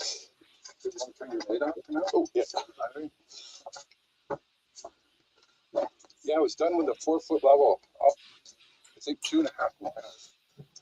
That's crazy. And but like instead of how they built it on the side here, it was more practical and less work for them to blast 300 feet through this mountain for part of it. They go all the way up the whole river. It's an insane amount of work for a water plume. Not so much problem with the roads. They have to do so many of them because they kept dropping rocks and creating things. Oh, no doubt. How do they get that wood up here? They had to walk it all up here. And like the amount of work to build this level wall, like it's just insane. It's like building a whole nother highway, essentially, waterway. Somewhere right here, I guess it's there used to be the ladder went straight up here. The freakers would climb right up this ladder made out of this shitty nails.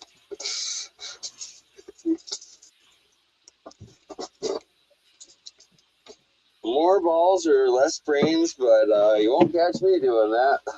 Look at how far Scruff. Oh yeah. Go ahead, steps like this. You can't hear it. You get a pretty good perspective. So that video last night, that was just above that peak. That's the second peak there. Yeah. That's where it was. That's where I was filming. So on Headley Man on YouTube, we have a legitimate experiencer, and the UAP UFO phenomenon that was recorded in his video was right up there on top of that mountain. It's a bit of a boring video, but it's Headley Man, BC. And you clearly see a couple of orbs dancing around and being up there where there's no path to get up to, doing something. This is super cool.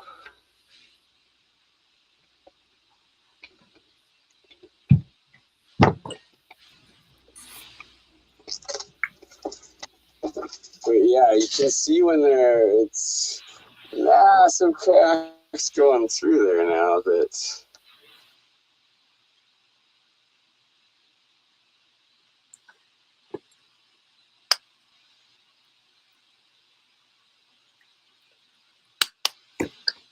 Oh, yeah, lost audio again.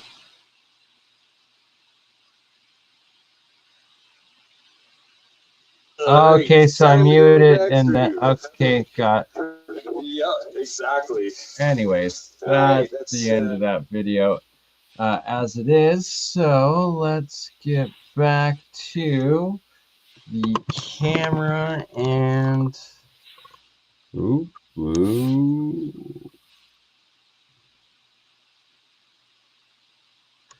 so these were all from the same spot, and they're like blue, white crystal, white, gray, silver, black, and green white mixtures.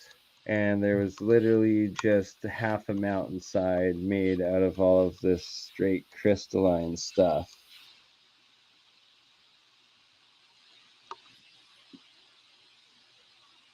And some that's like almost, it's like a navy dark blue, and then like to pure white, and that I've got slabs that are like alternating between layers of all of this stuff, and it's pretty interesting stuff all in all. Huh. So those were kind of exposed on the surface, or they had just fallen off the wall? That was just like straight up on the ground where I pulled over, like, and then there's just like a wall of boulders of all of this stuff, like probably 500 meters long and like 30-40 meters tall. Nice. Yeah, that's a sweet spot. Yeah, I got much bigger samples outside on the cart of some of this stuff too. That I'll be smashing up, cutting up with the different lapidary saws that I've got here in the basement in the lab. So we'll be able to do some real science with it, and then also test it in electrolysis. Yo, Dan G. What's up, guys? I never did get that email from you, G. Come on, man. Now I gotta grill you like on a it. granite. Some of it. Hey, Gerald at the same time, and Dan. Good day. Welcome, everybody. If you guys want, I can email you the link to join. We are almost 2 hours in. It's 7 a.m. here, so I don't know. Shall we go for another hour, or I am being heavily monitored? Oh dear. We want to go start some controversy live on air? Yeah, why not? Gerald, do you want the link? Should I email you the link? I just send him the link anyways. He could not do anything with it. That's an option. Absolutely. Feel free to join in, my friends. Hey, Dan, can you get your audio working? I know you had some issues with your audio last time we talked. So they really don't like over efficiency in free energy. Oh, they really do not. What we see, but it's time to free the world and free ourselves and hydrogen and over efficiency and over unity need to come out. And everybody should be self-sufficient with a free green system, you know. Yeah, well, you really start to have a lot of weird crap happen on your local devices and with your network when you get a little too close over the target. Oh, that's why we gotta just release it all and build it all and replicate it all and apply it all. Link sent. What shall we play? Oh, let's play the pyramid. Check out Pyramid Park while we do a little intermission. Hey. Oh, we got Gerald. Yeah, buddy. Gerald. Hello, everyone. Hey, your audio sounds real good, my friend. It's been a while, everybody. You might have the YouTube on still. Hello, everyone. Hey, your audio sounds real good, my friend. Yeah, you got to kill your YouTube, man. There, I killed it. How's that? Yeah, there you go. Sorry, guys. Oh, no problem. Glad we got that early on. No, man, it's been a while. What the heck have you been up to? Glad to have you. Thanks 2 months. I've been incognito. And Mike Fairley, good day. Welcome. Oops. Mike, did you get my email? Because this is an interesting question. I got one of your emails, and that was it. Okay, so I'm being heavily shadow banned. I'm sorry if I bring that up on your channel, or should I, Bernie? No, that's okay. Bring it. That stuff happens all the Share time. it with the Okay, world. so We're live on at- Twitter, Twitch, Facebook, X, Rumble, YouTube, you name it. Let's get it. Okay, so I'll probably get canceled for what I'm going to say here, but I'm going to say it anyway. So I apologize if it interferes with your channel, Bernie. You've never been a guy to hold back like what you meant. I announced on Bernie's last live that I was on about a month and a half ago that if I got to 1,000 subscribers, I would release the book that I wrote by hand on how to build the coils and the systems that I'm working on. So I got up to 571 subscribers, and then it stopped and started to reduce. I'm now at 555 subscribers. So, oh man. I that being said, I've been gone for the last month and a half or so, not doing any lives, nothing.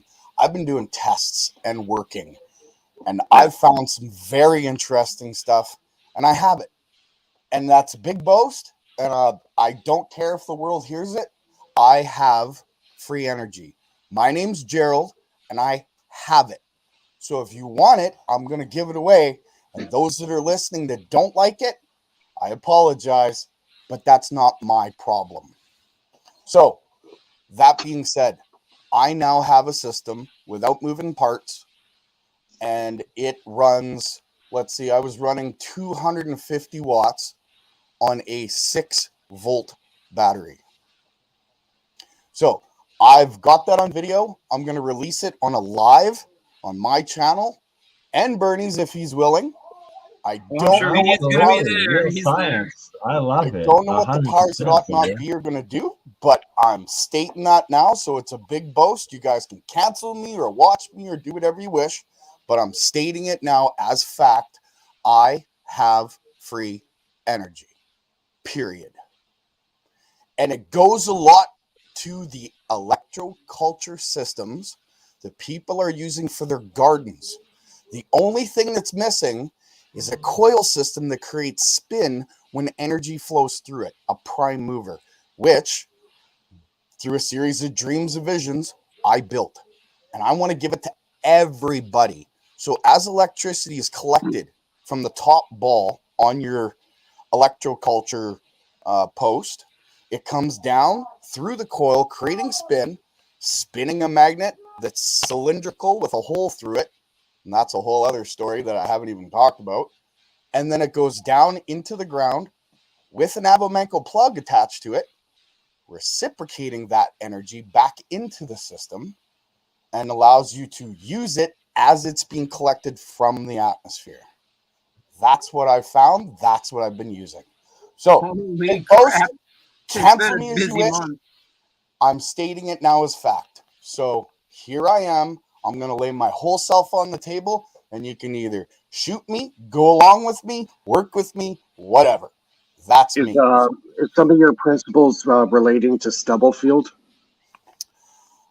No, actually, the principles are relating to Tesla, Steinmetz, Eric Dollard, and the gentleman that came up with electroculture, Justin Christoflow.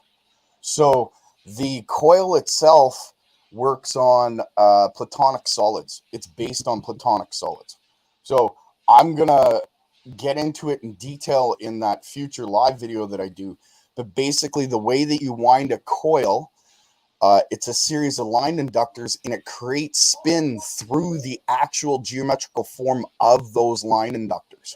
And that itself allows that energy to come in, create a spin, go into the ground, but the coil itself is bifilar. So as it's creating spin, it's capturing the back EMF into a cap bank that reinforces the magnetic field that creates the spin itself. There's configurations of these coils. Like I said in the past, I've built over 175 separate ones, and I've done so much testing, I've electrocuted myself 1,000 times. That being said, one of the systems that I've built not only just allows the spin, but if you put magnets in the center of it, a cylindrical magnet with a hole in it connected to a shaft, you can build a fan with it. You can actually, I haven't attached it to any separate motor yet because I don't know what the torque's going to be like. That's a future experiment. But yeah, that's basically how it works. It's a bifilar system that when the energy comes through, it creates spin. It collects the back EMF. It reinduces the back EMF as it goes to ground. And through the Abelmenko plug is actually bringing electrons into the system itself. So it's funny too, man. You missed it earlier, but we actually talked about exactly how electrons get pulled into a system of compressed EM fields, and so you'll have to rewatch that earlier part, man. Well, yeah, you're right on the ball. I'm sorry to cut you off, Mike. Go ahead.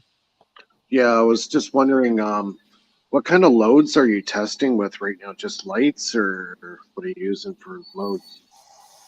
Right now, I'm using an incandescent bulb. Well, two of them actually. I'm using a 110 watt. No, I think they're equivalent to 110 watt, but they're 100 watt. At least that's what it says on the box. And as well as that, I'm spinning a little 12 volt motor off the cap bank on the back EMF. So after all the calculations, it works out to about 250 watts. So the power that's being generated, is it AC, or do you have to put it through a full wave bridge? I'm actually getting both. I'm getting AC and DC. I collect the DC through a full wave bridge rectifier, but I'm also getting AC through the back EMF. Does that make sense? Mm-hmm. Okay. Yeah, sounds like the pulse motor type power. Actually, that's funny you bring that up because it's the same base principle as what you're working on. But what you're working on is with moving parts.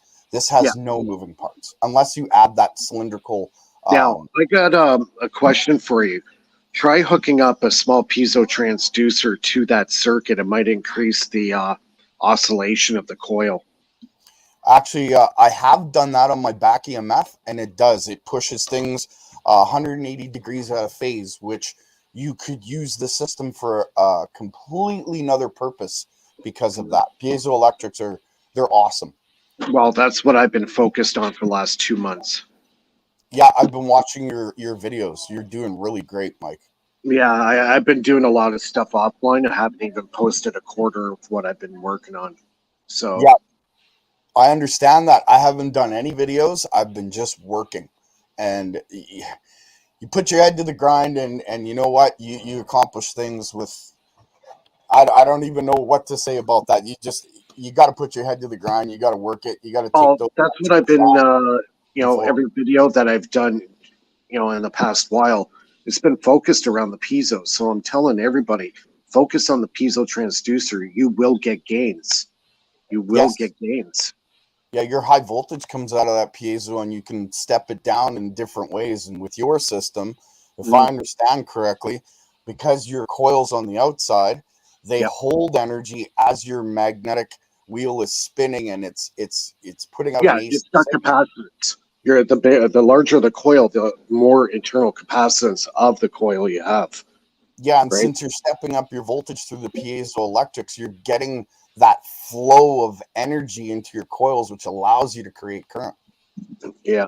Apparently, there was an engineer from Berkeley that was doing experiments with the piezo. Actually, he was taking a rock quartz crystal and wrapping a coil wire around it, and he was measuring about a 30% gain. So after he reported it, apparently he was pretty much ejected from the school for his finding. And there's a very few videos on this guy. The last one I seen, he was in Portugal, and I haven't heard anything. His name was Mark Cummings.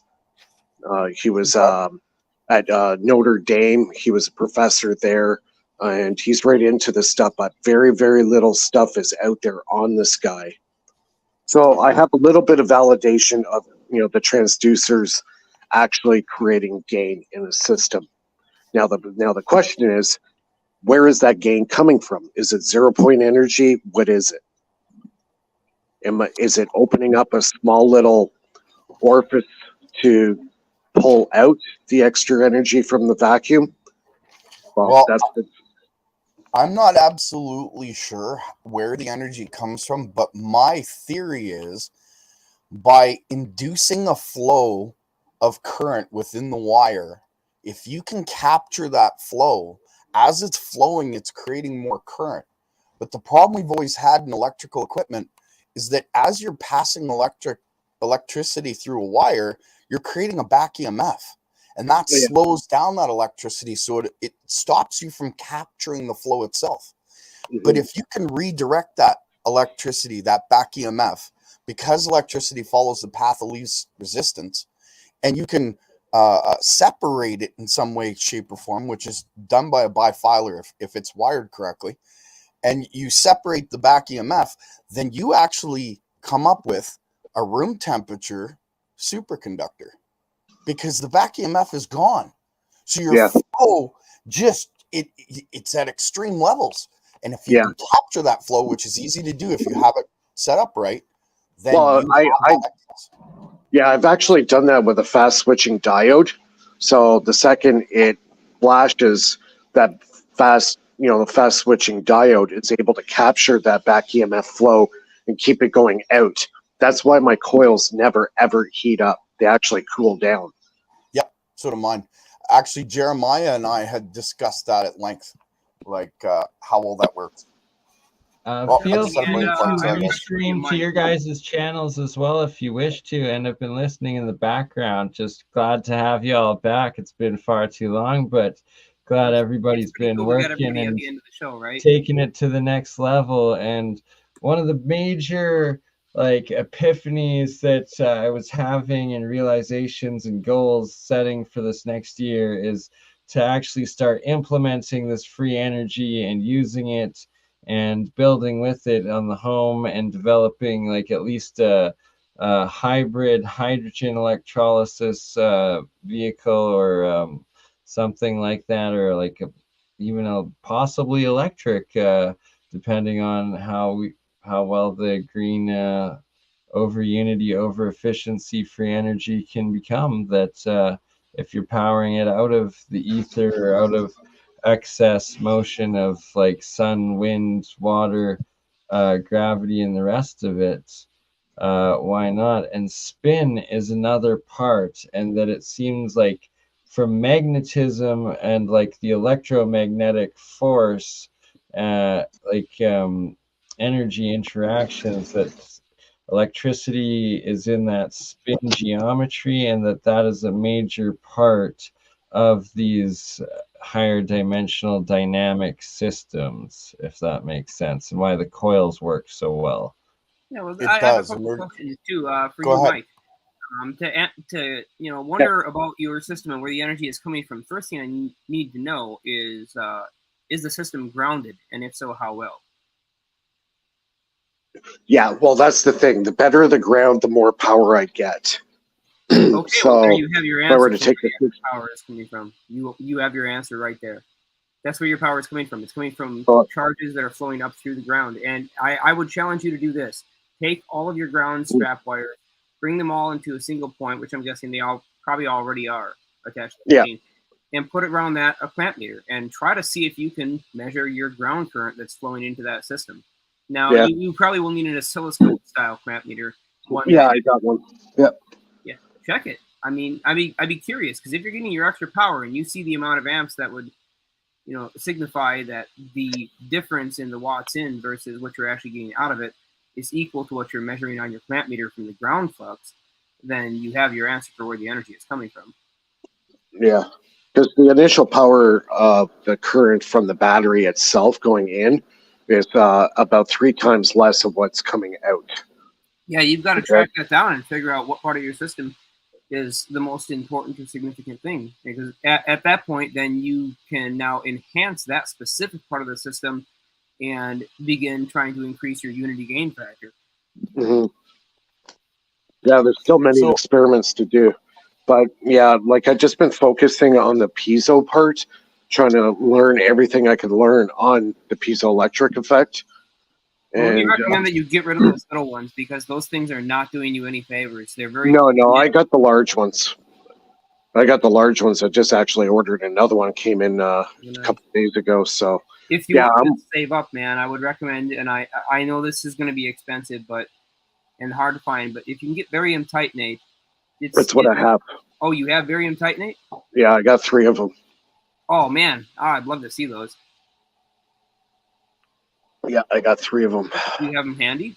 Yeah. I'll show you one. Oh, awesome. Yeah, that'd be great. Let me spotlight you.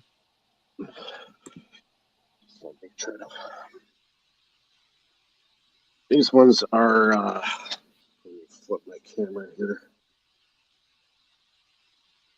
I'm on a cell phone here, so it takes me a little longer. Camera, flip this around. That's it there. That's okay. Yeah. Those are barium titanate? Yeah. These are barium titanate. These are like $40 a pop.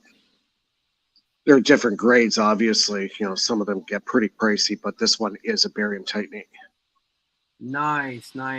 And I got 3 of them like this. They're a 60 watt, 40 kilocycle. Yeah, I know. Norman Wooten was talking about the importance of getting those crystals configured in the right way, and you may want to take the horn off of that system and compress it with something that's softer. Right. He mentioned something about the dampening effect on the piezoelectric element, having a direct control over the unity gain factor. And so you already know Wooten had achieved 26 to 1 or something crazy like that. Yeah, it's really high. And so he did that by basically tuning the piezoelectric element. And you're definitely going to want to start playing around with that, because if you already have gains, then you might as well try to increase them to the stupidest levels that you can. So there's like no question about whether or not this thing is generating a huge gain. And then you should be able to loop it back into it somehow. I'm also finding increase in the power or the efficiency of the system by actually the length of the wires between the transducer and the coil itself. So the closer you get that transducer to the coil, I'm getting better response. It's more of a snap. Yep, that's right. I was hoping you were going to mention something about that. I was going to bring it up too.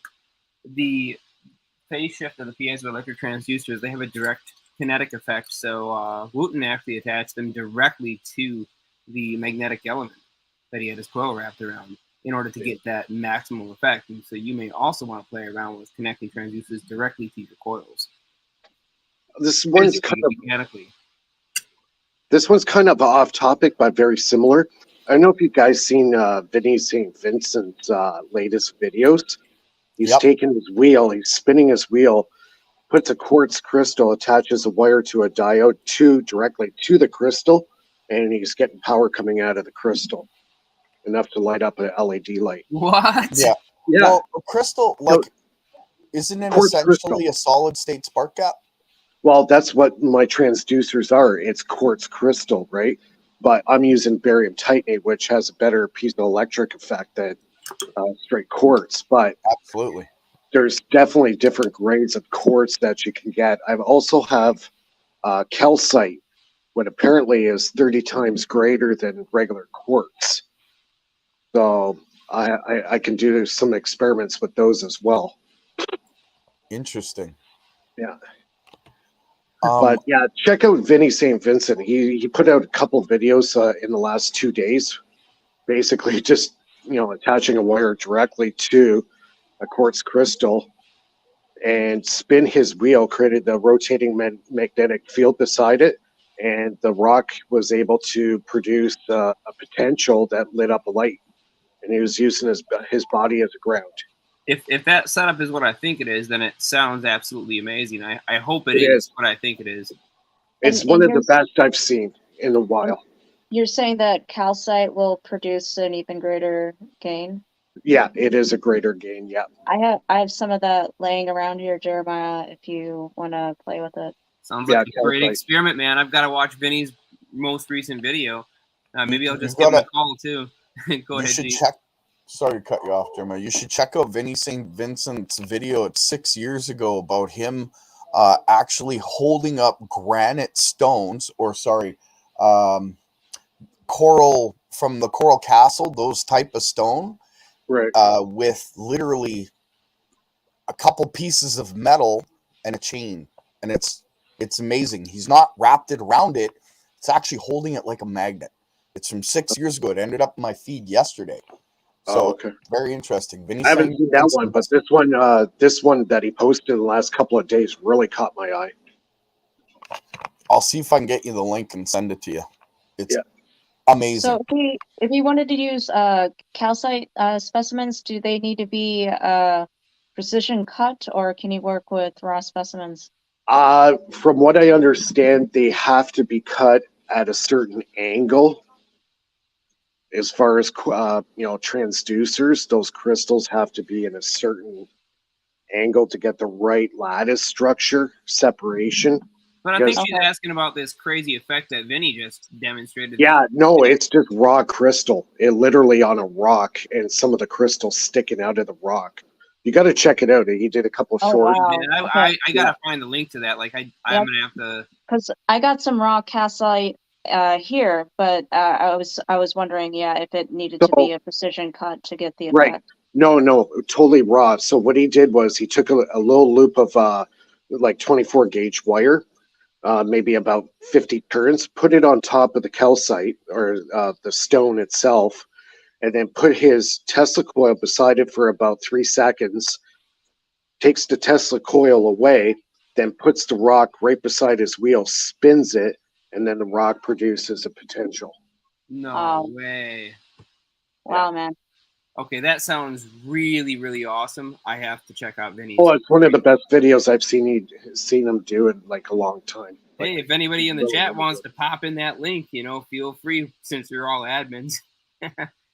Guys, I have to head out here. I got to drive my wife to work, but if you're still on when I get back, I'll jump back on. All right, man. Have a safe drive. Yep. Keep on the great work.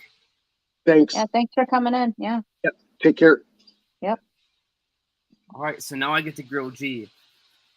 Buddy. Yes. Go ahead. Like, when you mentioned earlier about your system, and you've got it, obviously you have a really good ground. That's a given.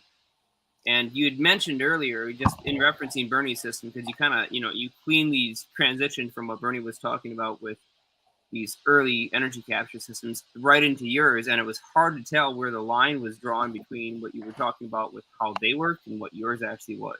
So I'm curious, do you have an antenna outside or something else like that? Actually, I don't have an antenna outside my house. I do have the ground running from my workbench in my basement to the outside window, and then to really large grounded area. It's I don't know how to explain that. It's like a great big galvanized piece of steel that sticks in the dirt outside your window, and it goes down pretty deep to stop. It's like a retaining wall for water. Yeah, you're talking about the surround for basement windows. People have seen those. They're sort of a hand shaped. If you were to take like a frying pan and exactly, yeah, right, and it's just grounded to that, and the other wire is to the open air, and that was to the open air. Really? Yeah. How long is that wire? Not very long, maybe 6 inches off of the coil itself. Oh, nice. Have you ever screwed around with that wire to see how much effect it has? That's how I got a shock. Well, I mean, just connecting an alligator clip to it and just letting it extend out a little longer. Have you ever played with that idea? You know what? What I'm doing next for the my next experiment, I have like a whole series written out because I've been finding things that just blow my mind. I'm going to be running it right to the top of my house, and that will be the next experiment. I wish you had been telling me. This stuff So is juicy as heck, man. Well, I look at it this way. If I can pull 250 now, when it's at the top of my house, if I get a different wattage input, then that's the key. That's exactly, like, it proves the theory about electroculture. And everything that we've talked about with all these different channels about how electroculture was not just about growing food. It was about producing energy for your house for free. And that was how people had energy years and years ago. We think they were, what, candles and whale fat? Give me a freaking break. Look at where we're at in history. We did go through the candles and whale fat phase, right? We went through the candles and whale fat phase. It lasted quite a while, actually. Oil lamps too, right? So we went through a phase of forgetting, but long before all that, like there's so much evidence to support the idea that there was a very advanced culture prior to what we consider ourselves today the most advanced, that Earth has ever seen. Perhaps that's true. Maybe it is in some manner of speaking, but we've forgotten nature in that whole process of creating everything artificially. Yep. And nature has answers to most of the major problems that we are trying to solve right now with the most artificial systems that we can think of. Well, I believe that Nikola Tesla found that answer, and he tried to get it out, and it kind of destroyed him, if that's the right term. But yeah, I believe Tesla had it. I think he was trying to tell everybody. He certainly did keep his silence about it, because he alluded to those kinds of things at his birthday parties and at various seminars that he did. Like he would throw some stuff in your face, especially in his patents. He throws it right in your face, and you'd never even see it because it seems just like some natural part of the patent, right? But no, it's actually a really critical factor. He'll show a drawing. He won't mention the number of turns on the coil for his what is that coil for electromagnetic? Coil winding numbers are essential. Big up Luke, ancient Historia, brother. You want the link? And sorry, I've just been indulging in a salad that literally has also come from that same garden. My dad's making he lives off the garden in the summer, so it's like all of those vegetables are also going into several meals a day. Dude, right on, buddy. Growing your own. So there's garlic. The salad's made of garlic, dill, like garlic plant. He uses like the shoot and the leaf, as well as then I've got chives. That's fresh kale, fresh lettuce, and I think some Swiss chard and spinach as well in it. And then the fresh pickling cucumbers that are awesome that I brought from the Okanagan. Delicious. Awesome. I got a question for you, Jeremiah. Yes, sir. Last time we talked, you had stated that you're working on plasma. Now, I think that your plasma work can complete what I found recently.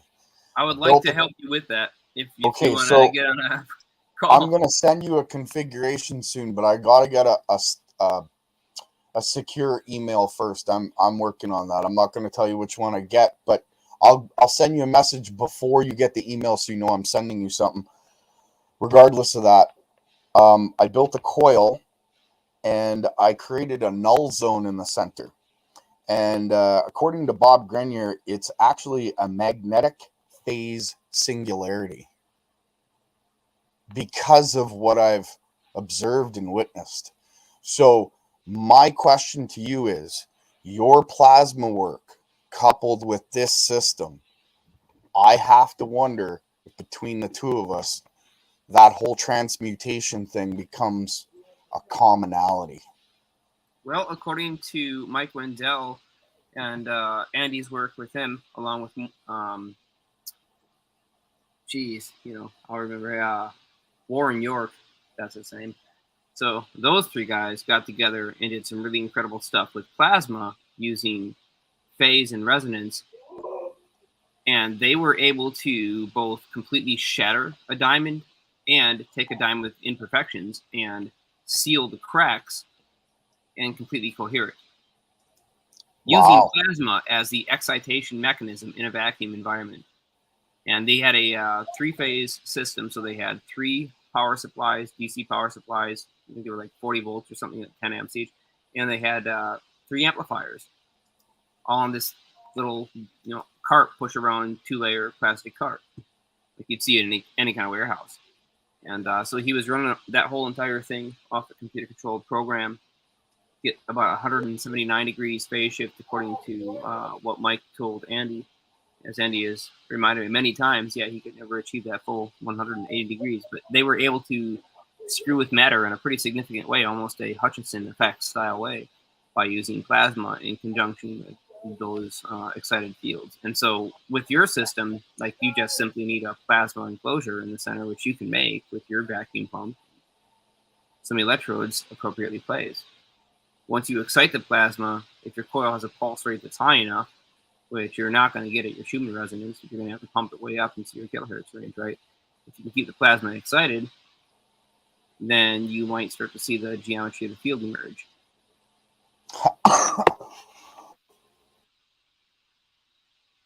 You okay there, buddy? Yeah, sorry about that. I tried to mute it before I coughed.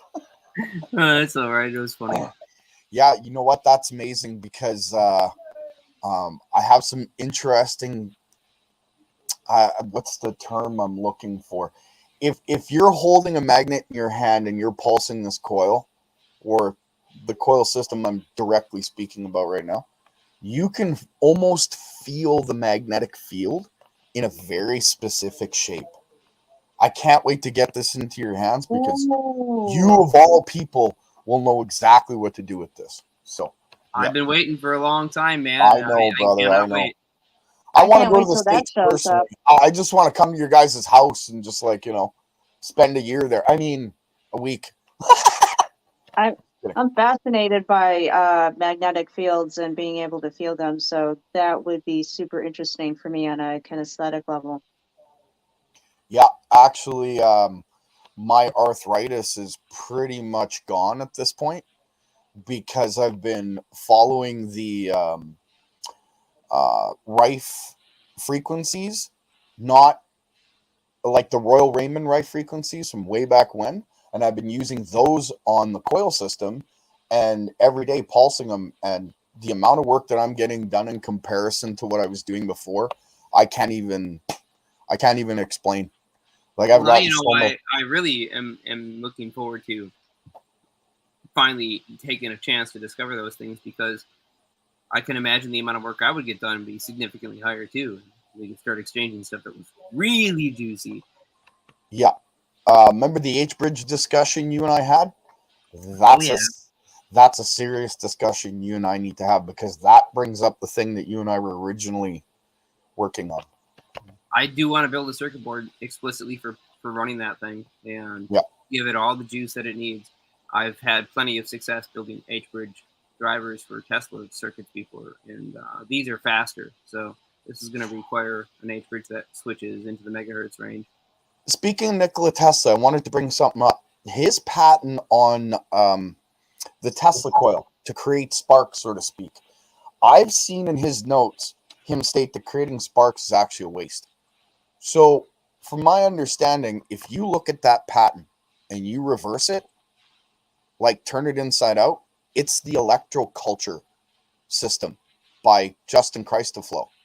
Literally, it's like Tesla found it, patented it, but turned it into something else so nobody would know what it was until they understood how his work was actually accomplished.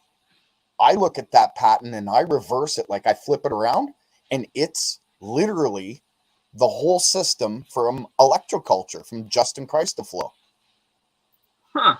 The Tesla coil acts as an antenna, collects the energy from the post, and comes down through that coil that he has, the capacitor, of course, the whole setup, and it acts as a step-down transformer that gives you power. That's what I see. I guess, you know, I find it curious to associate the two because, yeah, they do actually work off the same exact function, but one is passive and one is active. So it is the same exact thing. You're pulling power down. Same thing as Adam showed on his channel, you know, pulling power down with that wand of his.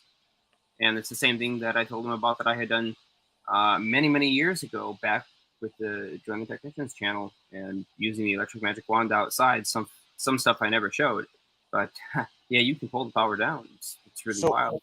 So here's the key that I'm gonna give up, so to speak. On Tesla's patent, if you were to use it as an antenna rather than a Tesla coil, reverse the whole patent, and it was passive, like you said. Instead of using a step-down transformer, so to speak, you would use a bifilar coil. You'd cancel out the back EMF, but at the same time, that capacitor bank on the back EMF is reinforcing the magnetic field, allowing you to pull even more energy out of the system itself. So Tesla's circuit coupled to this coil could actually do more power than I'm imagining, if you know what I mean. Well, again, you know, Tesla did say to Westinghouse that if Westinghouse had funded the necessary high energy connections to his Wardenclyffe laboratory, that he promised Westinghouse he would provide back the equivalent power. And so the first time he ran it, he did not provide back the equivalent power. The second time he ran it, he blew the Westinghouse generators. And to that point, he was, you know, Westinghouse was pretty pissed off at Tesla for blowing the generators. So Tesla went down there and redesigned them to actually handle the current that he needed them to handle. I believe he did that actually free of charge, just to redesign them. And yeah, went back and ran his system. And finally, he got it working to the point where he could pull down that power. And there are reports of that time, if you want to believe the newspapers, in those years where Wardenclyffe was partially assembled but fully operational in terms of the driving circuitry. And he had pulled down a beam of energy that could apparently be heard and seen from over 40 miles away. Well, what has everybody talked about Earth being? Earth is a circular capacitor, is basically what it is, right? So what I believe that Tesla did was complete the circuit. He allowed that energy, the positive energy, to come down, and he connected it to ground, and he collected the flow of energy from above to below. Awesome. Awesome, Bernie. You're making me hungry. That and the whole... Right, I'm like, 2.5 hours into the stream. It's almost 8 a.m. I should be in bed. So when I went upstairs, this bowl was completely filled with salads. That's all that I could remain without showing it on camera, you know, before I polish it off. And then some lovely leftover linguine vegetable mix. I'm going to come out there and you're going to cook for me, Bernie. Come on, that looks good. Actually, it's Amber that will cook for you and my dad that makes the epic salads. And we will have one hell of a potluck. And I look forward to it. And damn straight you're coming out here. Damn straight. I'll bring some tomahawk steaks and we'll go to town on them. You know what a tomahawk steak is? It's huge, dude. It's like 1.5 inches thick. Yeah, it's massive. It's got the bone that comes off. You're not supposed to eat it with a knife and fork. It's a savage eating, so to speak, right? Oh man, that sounds awesome. I've never done it that way, but it sounds awesome. You got to come up to Canada, man. I'm telling you, Jeremiah, there's so much here for you that it would be like crazy. You'd love it. I mean, don't get me wrong. And the bison steaks and stuff, isn't it? They're good, but they're kind of wild tasting, right? Bison steaks. You have to. It's a taste that's acquired. You gotta pound it, and then you gotta like saute it, right? Or Yeah, and you got to soak spice it in it the right. herbs, and Yeah. then you got to frickin' fire it good over a good old fire. Darn straight. It sounds good, man. I ain't gonna lie, it sounds good. You have that primal experience. Yep. That's exactly it. Primal That's experience. what I'm definitely looking for that. Back to the Wardenclyffe Tower. I believe that Tesla completed the circuit with the Wardenclyffe Tower. And I've been finding out some things that are really interesting about the Philadelphia experiment, Nikola Tesla, and all the towers that he had put in different places that nobody's talking about. Not only that, the timeline of how the Philadelphia experiment apparently traveled through different time points and timelines in different places. Like it showed up apparently in New York Harbor at a certain time, but where it showed up was close to another tower that I've Nikola heard Tesla of this, built. and that it like jumped between a couple of times, like the 60s, the 40s, and maybe like once in the 50s or something, and maybe even the 80s or 90s. Like it was crazy, like every 10 years or 14 years, something really strange, right? And I have a theory that it had something to do with the towers that Tesla built, and it was redirecting that time energy and literally dragging it into that timeline. It's just a theory, but interesting stuff. I got a lot of information on the Philadelphia experiment recently that just blew my mind. Oh, you gotta send that my way, man. I definitely will. I have a lot to send to you, actually. I got a few files that you really need to look at. It'll help you in your work huge. I'm very much looking forward to that. Can't wait to get it from you. I found all my crystal information too that I can send you. That'll help a lot. Oh yeah, definitely.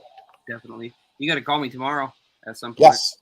Yes, definitely I will. I guess you're gonna be going to sleep soon. Yeah, I will. I'm just starting my day. Yeah, I'm supposed to be taking over another call. Like later, somebody asked me if I can take over their Zoom call conference. So I don't know. I gotta get some sleep. You're gonna do that Well, again? to everybody, have a asked blessed me to. I'm sorry, babe.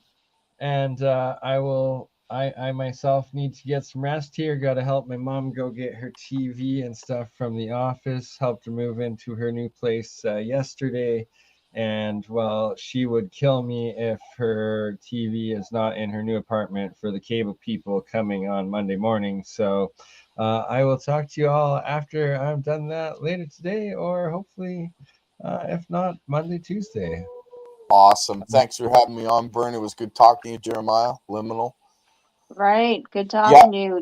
Jeremiah, you got to talk to Jared tomorrow. Come on. This is more important. Absolutely. It's up to him, man. We I will try. leave the after party going for a little bit. I can post the link in the live chat as before we end it here. Sure. Feel free to you can post the link. Join in and talk. We'll just wind down. Yeah, exactly. Much love, and we'll see everybody else on the next one. Thanks for awesome, everyone. Ta-ta. All right. So I wonder if anybody will show up. We'll see. Always. Yeah, party. Yo, Adam.